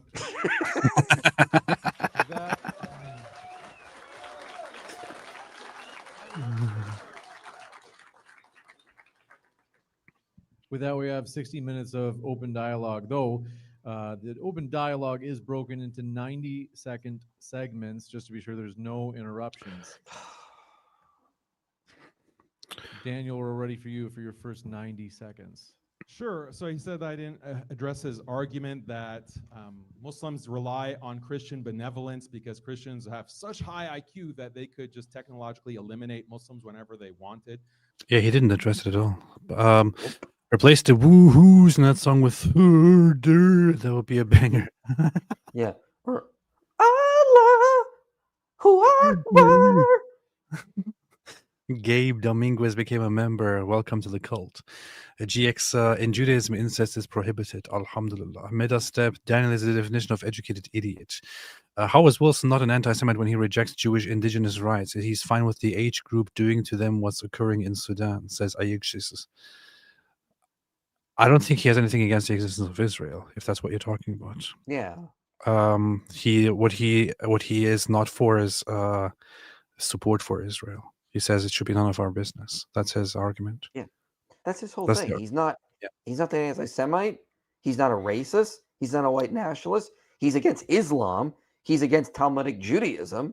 But he doesn't think we should support Israel. Doesn't think we should be against Israel. That's true. Ash says W Magic Chew Blood. That Magic Chew Blood makes the IQ go up, you see? Buddy the Rabbit, what's up, Buddy the Rabbit? Prots have a massive problem putting the fathers into their particular anachronism. This is wrong. They didn't have my liturgy. If I assume everyone in history did, there are no Christians until me. Anachronism is a problem. This is beautiful. And IP agrees with this 100%. I guess so. Sure, whatever. No, thank you, Buddy the Rabbit. Robert Michael says, I'm not the sharpest tool in the shed, but this debate has me wanting to move to the UAE. I'll be a genius. Well, here's the thing that rich Arab oil nations do. So what they do is they can't do anything by themselves. They can't produce anything. They can't really create anything. They don't really do anything. Their own population doesn't work. When they work, their work is like crap. So they spend all their newfound wealth, their newfound money to hire workers from the West to come and work for them, or to hire workers from India to come and work for them, for example. Two very nice sources. In the UAE, it's very much from India. In other countries, in oil-rich countries, they hire a lot of Western people, or even Filipinos and others that come over, because everybody's smarter than them, that come over and do all the work that they themselves cannot do. Yeah. And that's how they get things done nowadays. Yeah. Powerful. Ash, please tell me Andrew handed Dan a pager at the end. Hold on to this. What? Yeah. Joris, you reckon average IQ is lower due to the light beatings? No, that might contribute to it. Yeah. If you want to get Daniel's brain breaking, you should go to like 105.42, because that's when they've been going back and forth for a while, and Daniel is trying to get out of this, and Andrew keeps pressing him. So eventually he just makes Daniel bite the bullet and go, "Yeah, I like the stupid people. I want low IQ," and that happens at around 105.42 is what I wrote down. Let's see. Let me write this down here quickly. 43 something. All right. Society to build civilization and to be functional. But this is disproven by your own religious history. This is disproven by all of Christendom prior to 1800 or even 1900, the 1900s actually. So just like Christians could have civilization for 1900 years, Muslims have also had their civilizations that were also thriving, that also had conquest, that also had art, literature, poetry, all kinds of beautiful things that we as human beings value. It's not just IQ. You're taking this atheistic argument, which is baffling to me. Why you as a Christian would have this kind of IQ fetishism? You're not a white nationalist. IQ is not the end all be all of human existence. I am happy, I'm fine with having a 90 average IQ country that abides by traditional values, that abides by whether they be Christian or Muslim. I actually prefer the low IQ Christian countries that value marriage. They don't have degeneracy. They don't have prostitution. I value those Christian countries even when they have a lower IQ, a 90 IQ, an 80 IQ. That's beautiful. They're living beautiful lives. Yeah, you can make fun of them. Oh, they have donkeys pulling their carts. You can laugh, but they're living beautiful lives as Christians or as Muslims or any other religious group. Wait. Well, I guess ignorance really is bliss. Go on. That was a neat slapping your dress. So look, let's point this out.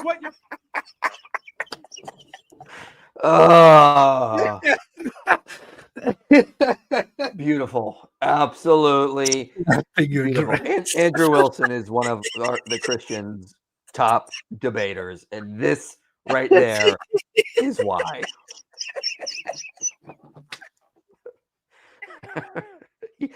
Perfect. Oh my gosh, I have to see that perfect. I have to see that again. I lost it here during the debate. Everybody lost it. Yeah.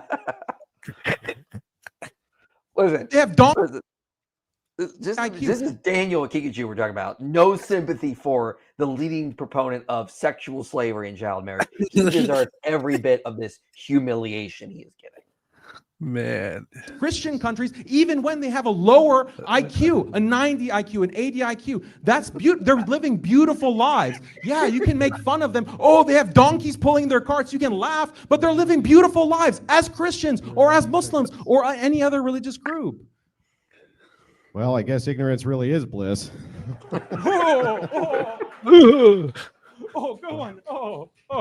That was a neat slapping your dress. So look, let's point this out. Let's point this out. Let's point this out. Right? We just want to look. We haven't gotten personal with each other. We can go the rest of the debate. We both got a jab in. All right, that's fair. So here's the thing, though. Right? This is still. You gotta keep going, because this is where he goes. He makes a line about them not thinking about it. Not a refutation of my argument. The historical standard is Christians had lower IQs back in the day. Yeah, and they didn't build modern civilization back in the day. Modern civilization requires professional middle management, 100 to 115 IQ, right? 85 to 100 for skilled labor. What they're talking about is just basic day laborers. These people are very low IQ. And by the way, we can even make the claim that they're really choosing Islam anyway. They can't really think about it that hard, right? So the question becomes, right, as we're kind of He just threw that in there, man. Wow. This is beautiful, man. He steamrolled Daniel on this. I mean, steamrolled him. I have no sympathy. They can't really think about it. I mean, you got to think about Daniel's argument here. He's literally saying it's better to be low IQ.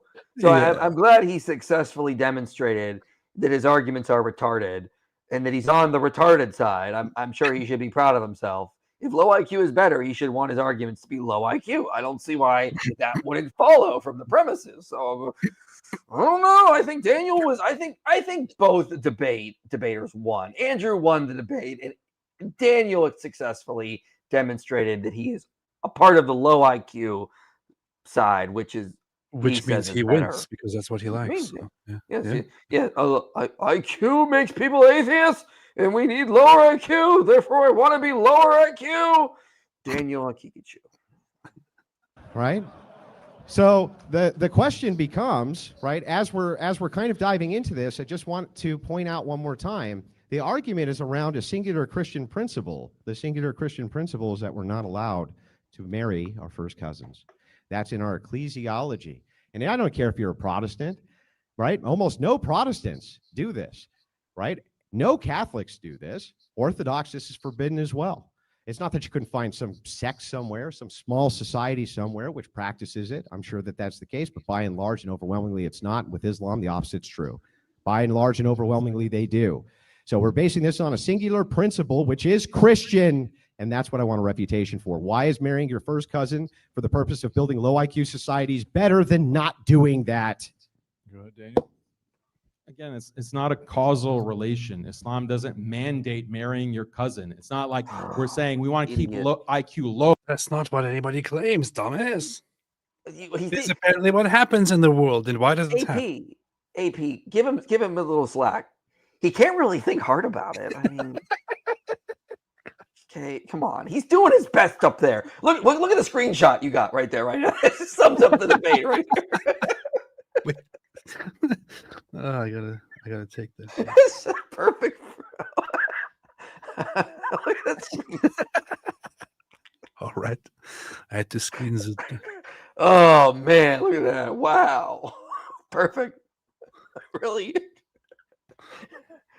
There we go, straw manning Andrew again, and like just God has like, yes, he is. Let me stop you right on the perfect screenshot to show you that. I took a screens. So marry your cousin. You keep getting the causal chain wrong about this. The second point that I want you to address is that when we look at IQ increasing, that is associated with more atheism. It is directly correlated with higher levels of atheism. The higher the IQ goes, the more people become atheists. This is a bad thing. I would assume that Christians would agree more atheism is a bad thing. I think that, yes, modern society is not all it's cracked up to be. I don't know if you guys have been looking around, but it looks...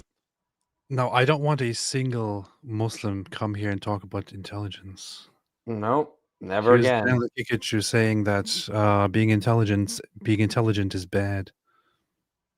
Yeah, because he thinks being more intelligent will make you an atheist, will make you support transhumanism.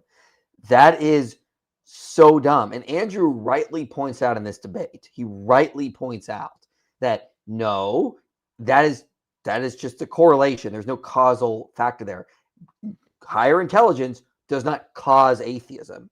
Daniel's the one who's complaining, you're not making a good causal connection here, when he actually did. And he's the one who fails to make an actual causal argument here. It's so dumb. Well said. Well said.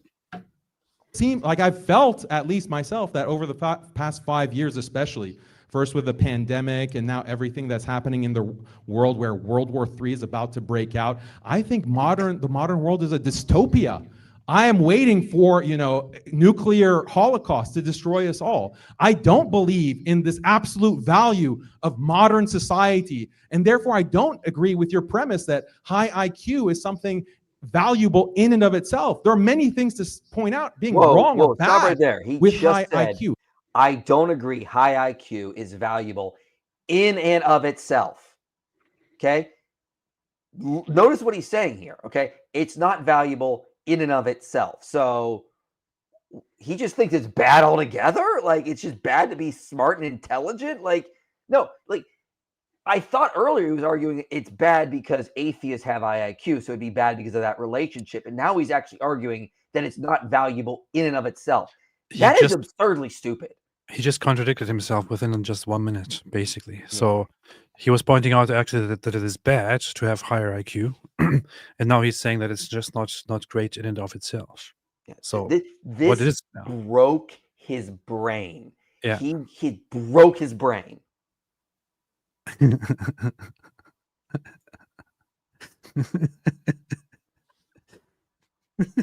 Oh wait, you got to play it. He's about to say something pretty stupid here. Oh my god! It gets worse. He's about to say some more stupid stuff here.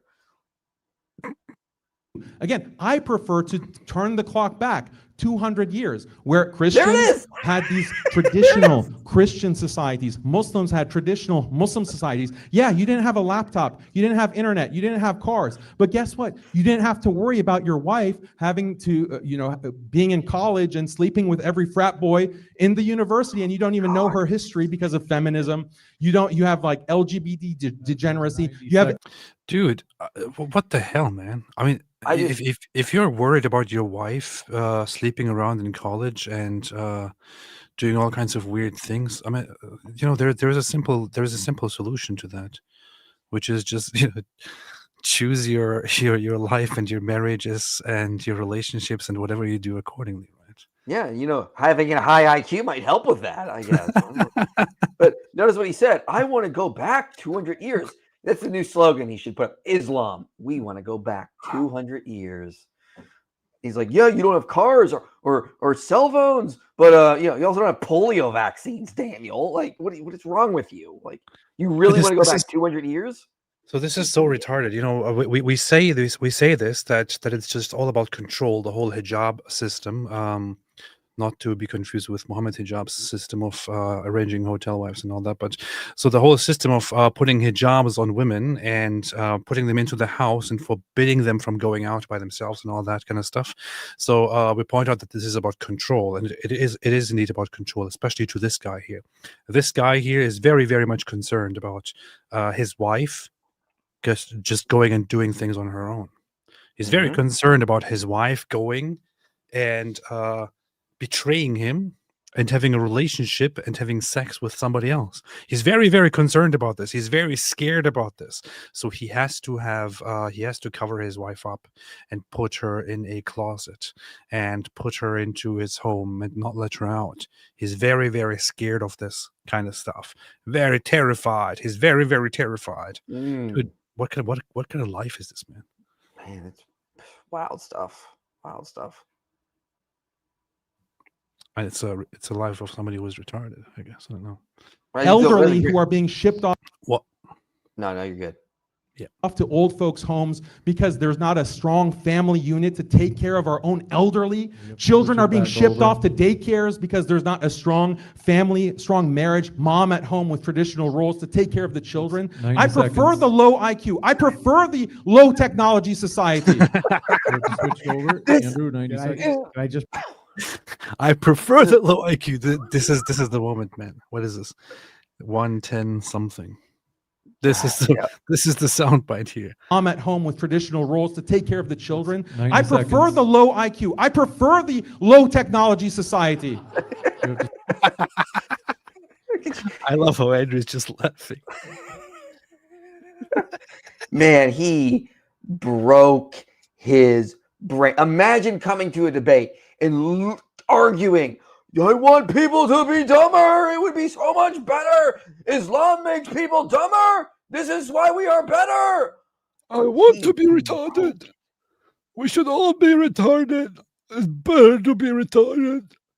Being retarded is the better thing. I love being retarded. I prefer the low-tech traditional roles to take care of the children. 90 I prefer seconds. the low IQ. I prefer the low technology society. We have to switch it over. Andrew's having so much fun. It's Oh my God, did he ever? He had a freaking field day. Oh, at 129.45, there's a great soundbite you can use as well, where I think Daniel says, "Yeah, I might be stupid." A low IQ. I prefer mom at home with traditional roles to take care of the children. 90 I prefer seconds. the low IQ. I prefer the low technology society. We have to switch it over. Low family, strong marriage, mom at home with traditional roles to take care of the children. 90 I prefer seconds. the low IQ. I prefer the low technology society. We have to switch it over. Andrew. all right. Which made sense? Yo, the great soundbite, 129.45. I think that's where Daniel says something about being stupid. Like, Wait, I wanted to quickly listen to his response. 90 seconds. yeah, Can it's I just great. point this out? That none of those degenerate things that he just pointed out, which I agree with him, are the cause of IQ. I think you're having the problem with the causal link, sir. Let's point this out. All right, 129. Yeah, 129.45 is a great soundbite of Daniel. Is the answer to your question. In other ways, I find value Come on, in dude, just answer the question. that is the answer to your question. Oh wait, To, no, back up like a minute. Back up, Worshiping 'cause God. this is where Andrew tries to get him to actually he really tries to press him on this because he wants an actual answer, and of course Daniel just doesn't understand. And even if it's true that right now YouTube and these oligarchs can deplatform me tomorrow, and that is true, that me having a lower IQ is going to be somehow help me in that situation. That's my question. How is it that having lower collective IQs would help us against transhumanists, Daniel? So the answer to my question has been this whole time that there are other values. So yeah, I might be stupid. I might be lower IQ than someone else, but I enjoy my life in other ways. I find value Come on, in, dude, just answer the question. that is the answer to your There- question. To there is your worshiping soundbite. God, going and spending time with my family, having a wife. Thank you, Daniel. We all agree. Thank you. Might No. be stupid. Just- I might I might be stupid.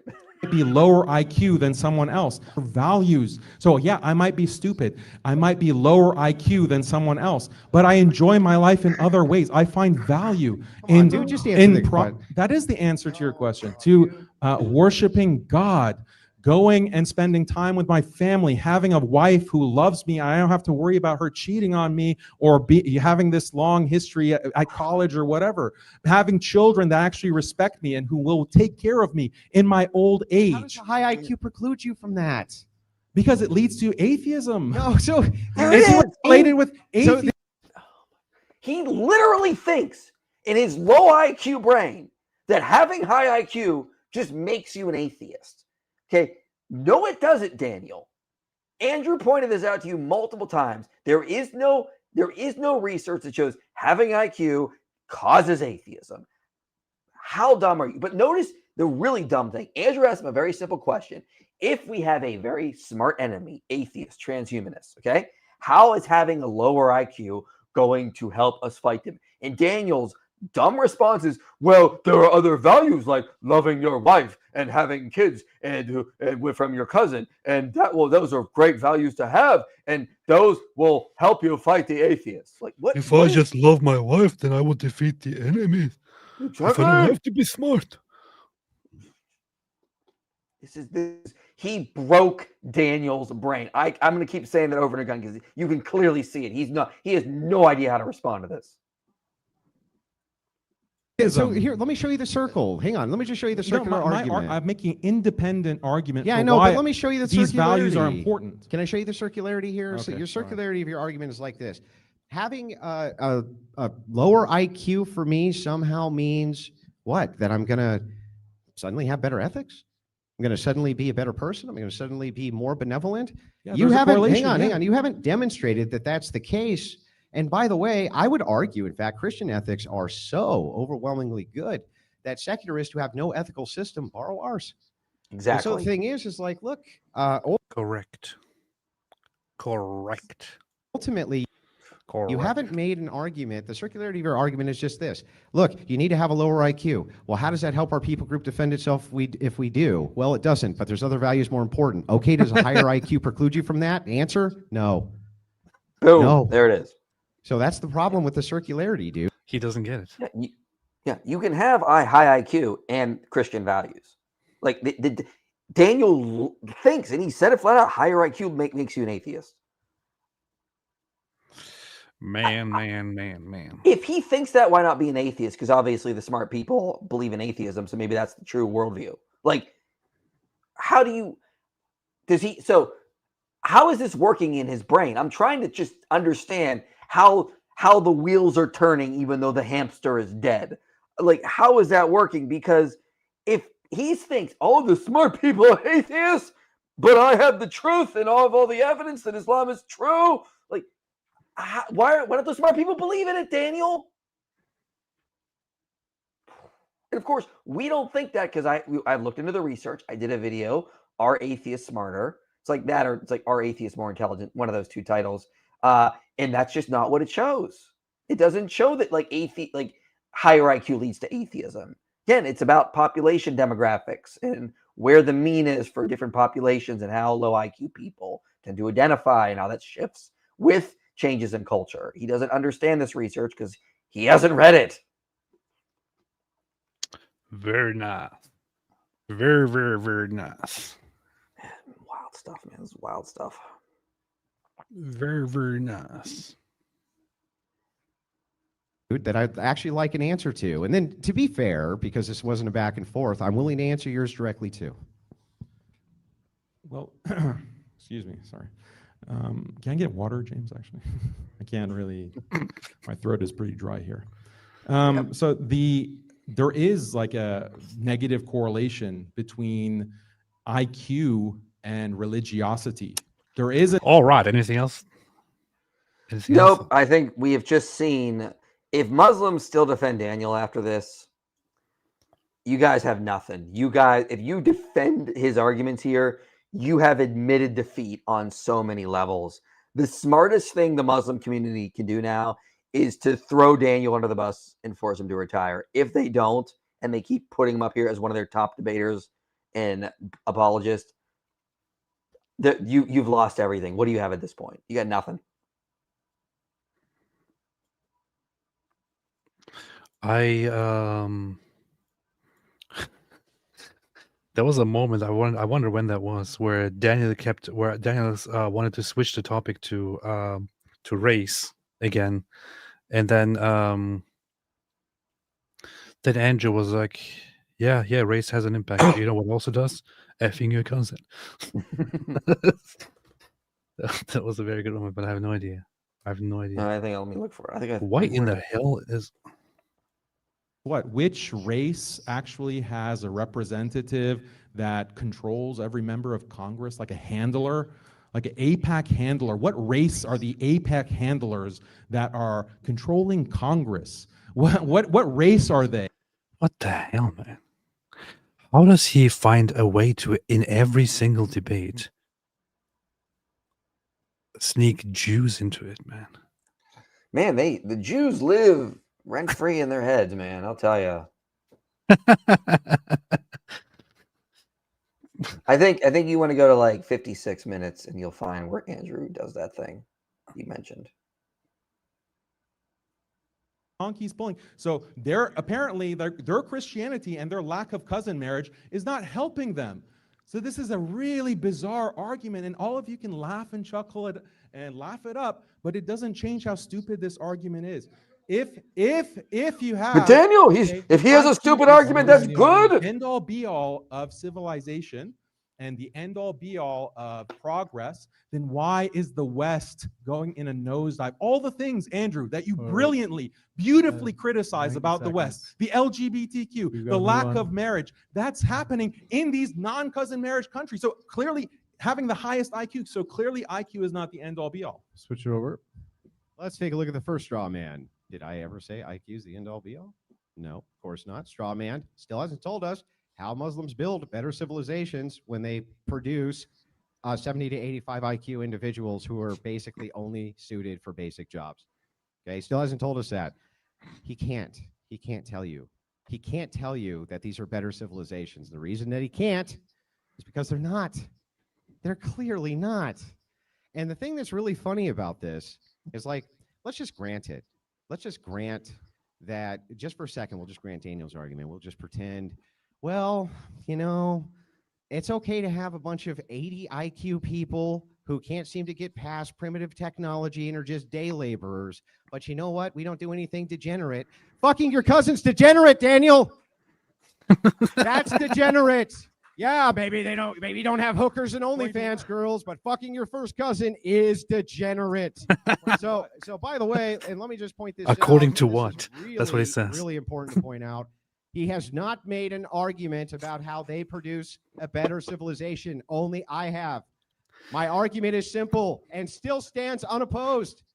Where Christianity goes, incest decreases based on canon law.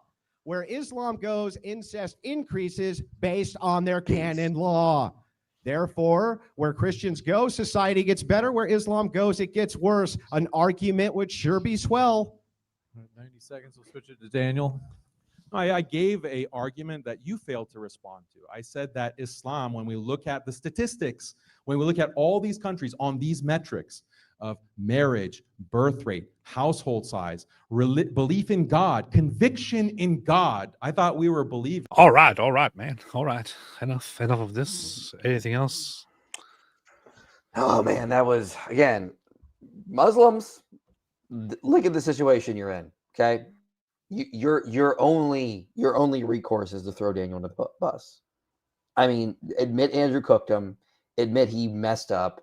Admit he actually argued it's better to be stupid, and that is dumb. And the funny thing is, you heard him call Andrew's argument stupid. So I mean, by his own logic, he said it was a great argument. I mean, this is what we're dealing with. That makes sense. Brez G, let's play Fortnite IP. Never played it. Jack Ray, combine the miracle of 19 with 67 IQ and you get the 1967 war where Islam lost. Hey, that's a good point. Kiara reads, what's up, Kiara?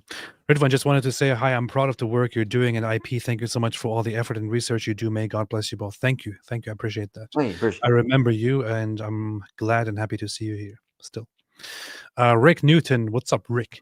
Go back 200 years because no internet, no dilemma. That's it. This is the only way to stop the Islamic dilemma. We must go back 200 years. Recycle bin Laden, Islamic degeneracy is no better than secular al-Zud. Yep. Clips says Andrew's argument was that Islam turns people into the equivalent of yeast with the level of inbreeding. All Daniel did was prove him correct throughout the debate. Sure did, man. Dr. Bales, Alhamdulillah, I can count a potato. Giovanni Garcia, bro, definitely took the short bus to the debate. E&M Creations. This debate put a whole new meaning to the quote, but the people are retarded. This is true. What is that from? But the people are retarded. It is a clip from Osho. You know about Osho? Do you know about Osho? Nope. Here's Osho. Let me show you Osho. How can you not know Osho, man? What's wrong with you? I don't know, man. I've heard it, but I forget what it's from. Because democracy basically means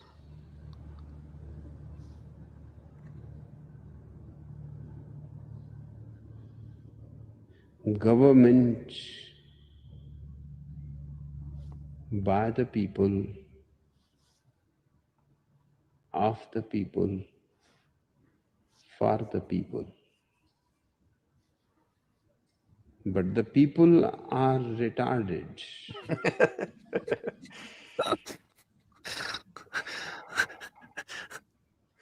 So let us say, government by the retarded, for the retarded,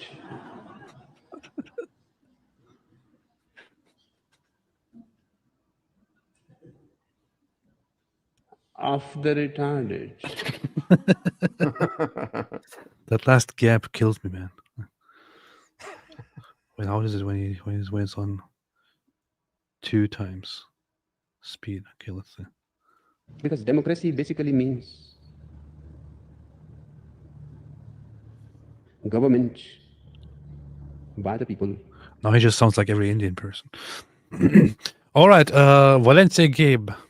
I hope this helps lead to the end of people trying to white knight Islam. This is what you're trying to defend. Wake up. Yeah, I hope Indeed. so. Yep. Ash mate, as long as my wife doesn't show her forehead to other men, I don't need indoor plumbing or modern medicine. Kikachu, wow. Matthew Langley, weren't early Christians called atheists? I keep thinking of that when Daniel goes on about Christianity adopting things from atheism so early. Yes, it's true. The Romans did call them that. That's true. I like my woman's IQ like her age low. Daniel.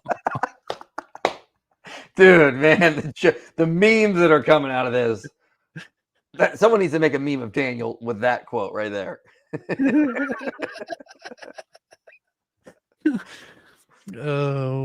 Isa, why is Dan obsessed with race? Isa, what's up? How you doing, man? It was good to see you at the Yeah, conference. it's good to see Isa. I didn't get a lot of time to talk to Isa because I was talking to so many different people. But I wish I could talk to Isa more. I actually wanted to talk to him, but yeah, I don't know what happened. What a space case. Indeed. Wally says you can't be in favor of family values and support child marriage, polygamy, concubinage, and cousin marriage.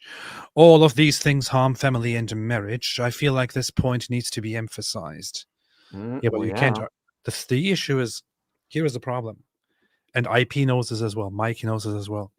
Here's the problem. You can make a logical argument and make a case as much as you want. You can beat it to death. You can explain every single aspect of it. You can't get through Muslims with it because Muslims have a problem. It's not that they are retarded, at least not only. It is that there is Muhammad at play. Muhammad married a child. Muhammad took concubines. Muhammad married his cousin.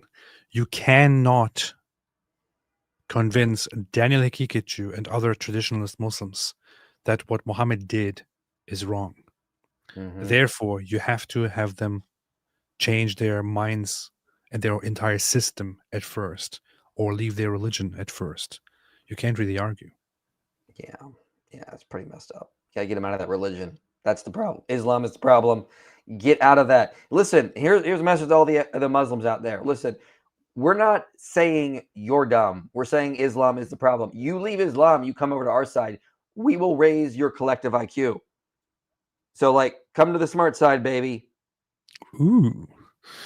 Riff Barker says Cam Higby, when arguing that Islam isn't compatible to the USA and quoted hadiths, Muslims would say, did you Google it?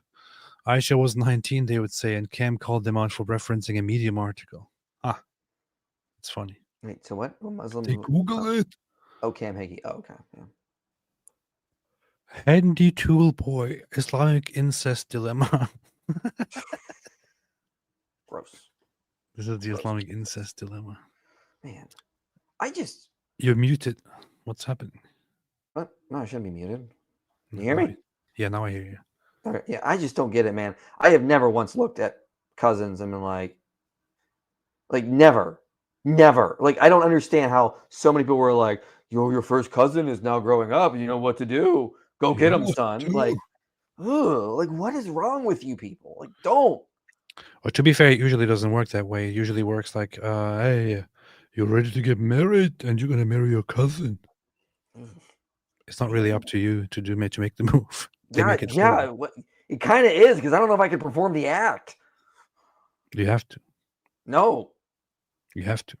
Oh, God. You'll do it. Is the Islamic dilemma my kid cousin? Oh, my God. Steve Sinaid, AP, when you were in Israel, did you meet many Arab Protestants? If so, what denominations? I heard lots of Mormons there. I didn't meet many Protestant Arabs. Maybe one or two. No, actually, we did go to. I actually did meet a few, but I didn't talk about religion or anything with them. So, yeah, didn't see any Mormons. Satinity Jason Allen, Nabi Asli Al Zud video dropped this morning. I gotta check that out. All right, man. Anything else, Mike? Nah, what are you doing? Coming up to us in Boston? You gonna hide? Probably not. back there? I have much stuff to do. I'm moving right now. Dang it. That's so lame of you. All right. Yep. Hanging out in Boston at ETS. And then we have the Sound Faith Conference for everyone this week. I'll be giving evidence on the Exodus. So if anybody wants around the Boston area wants to look up Sound Faith 2025, you can come see us speak up here. So come on out. I'm moving right now, changing my home situation. So busy with that. Can't go anywhere. Can't do anything. That's currently happening. So alhamdulillah. Pretty awful. Pretty Oh well. awesome. Pretty awesome. I don't know. Will it be live streamed? Said Magdalena of Valencia. Yes, I will be live streaming my moving. Yeah. No, it's about the conference. Will it be live No, streamed? just come up here, man. You got it. Huh. It's cool. All right, man. All right, man. Wait. Dose of Truth messaged me. I'm not gonna play the clip now, but Dose of Truth says, "Say a hi to IP." Hi, It was nice to meet him in somewhere in the UK, in Kenilworth in the UK, in June. That's probably where you met him. Huh. Oh yeah, I remember that. Yeah, okay, cool. Yeah, Awesome. it's good to see him. Awesome. Forgot who that was for a minute. Yeah. Dose of Truth is a good dude. Oh yeah, for sure. All right, man. Thanks everybody for watching, and we shall be back soon, inshallah. Until then, as always, I don't know where my goat is. Oh, it's right here. Hey, it's right here. I thought you were gonna do the stay away from Islam thing. Okay. And here. Stay away from Islam.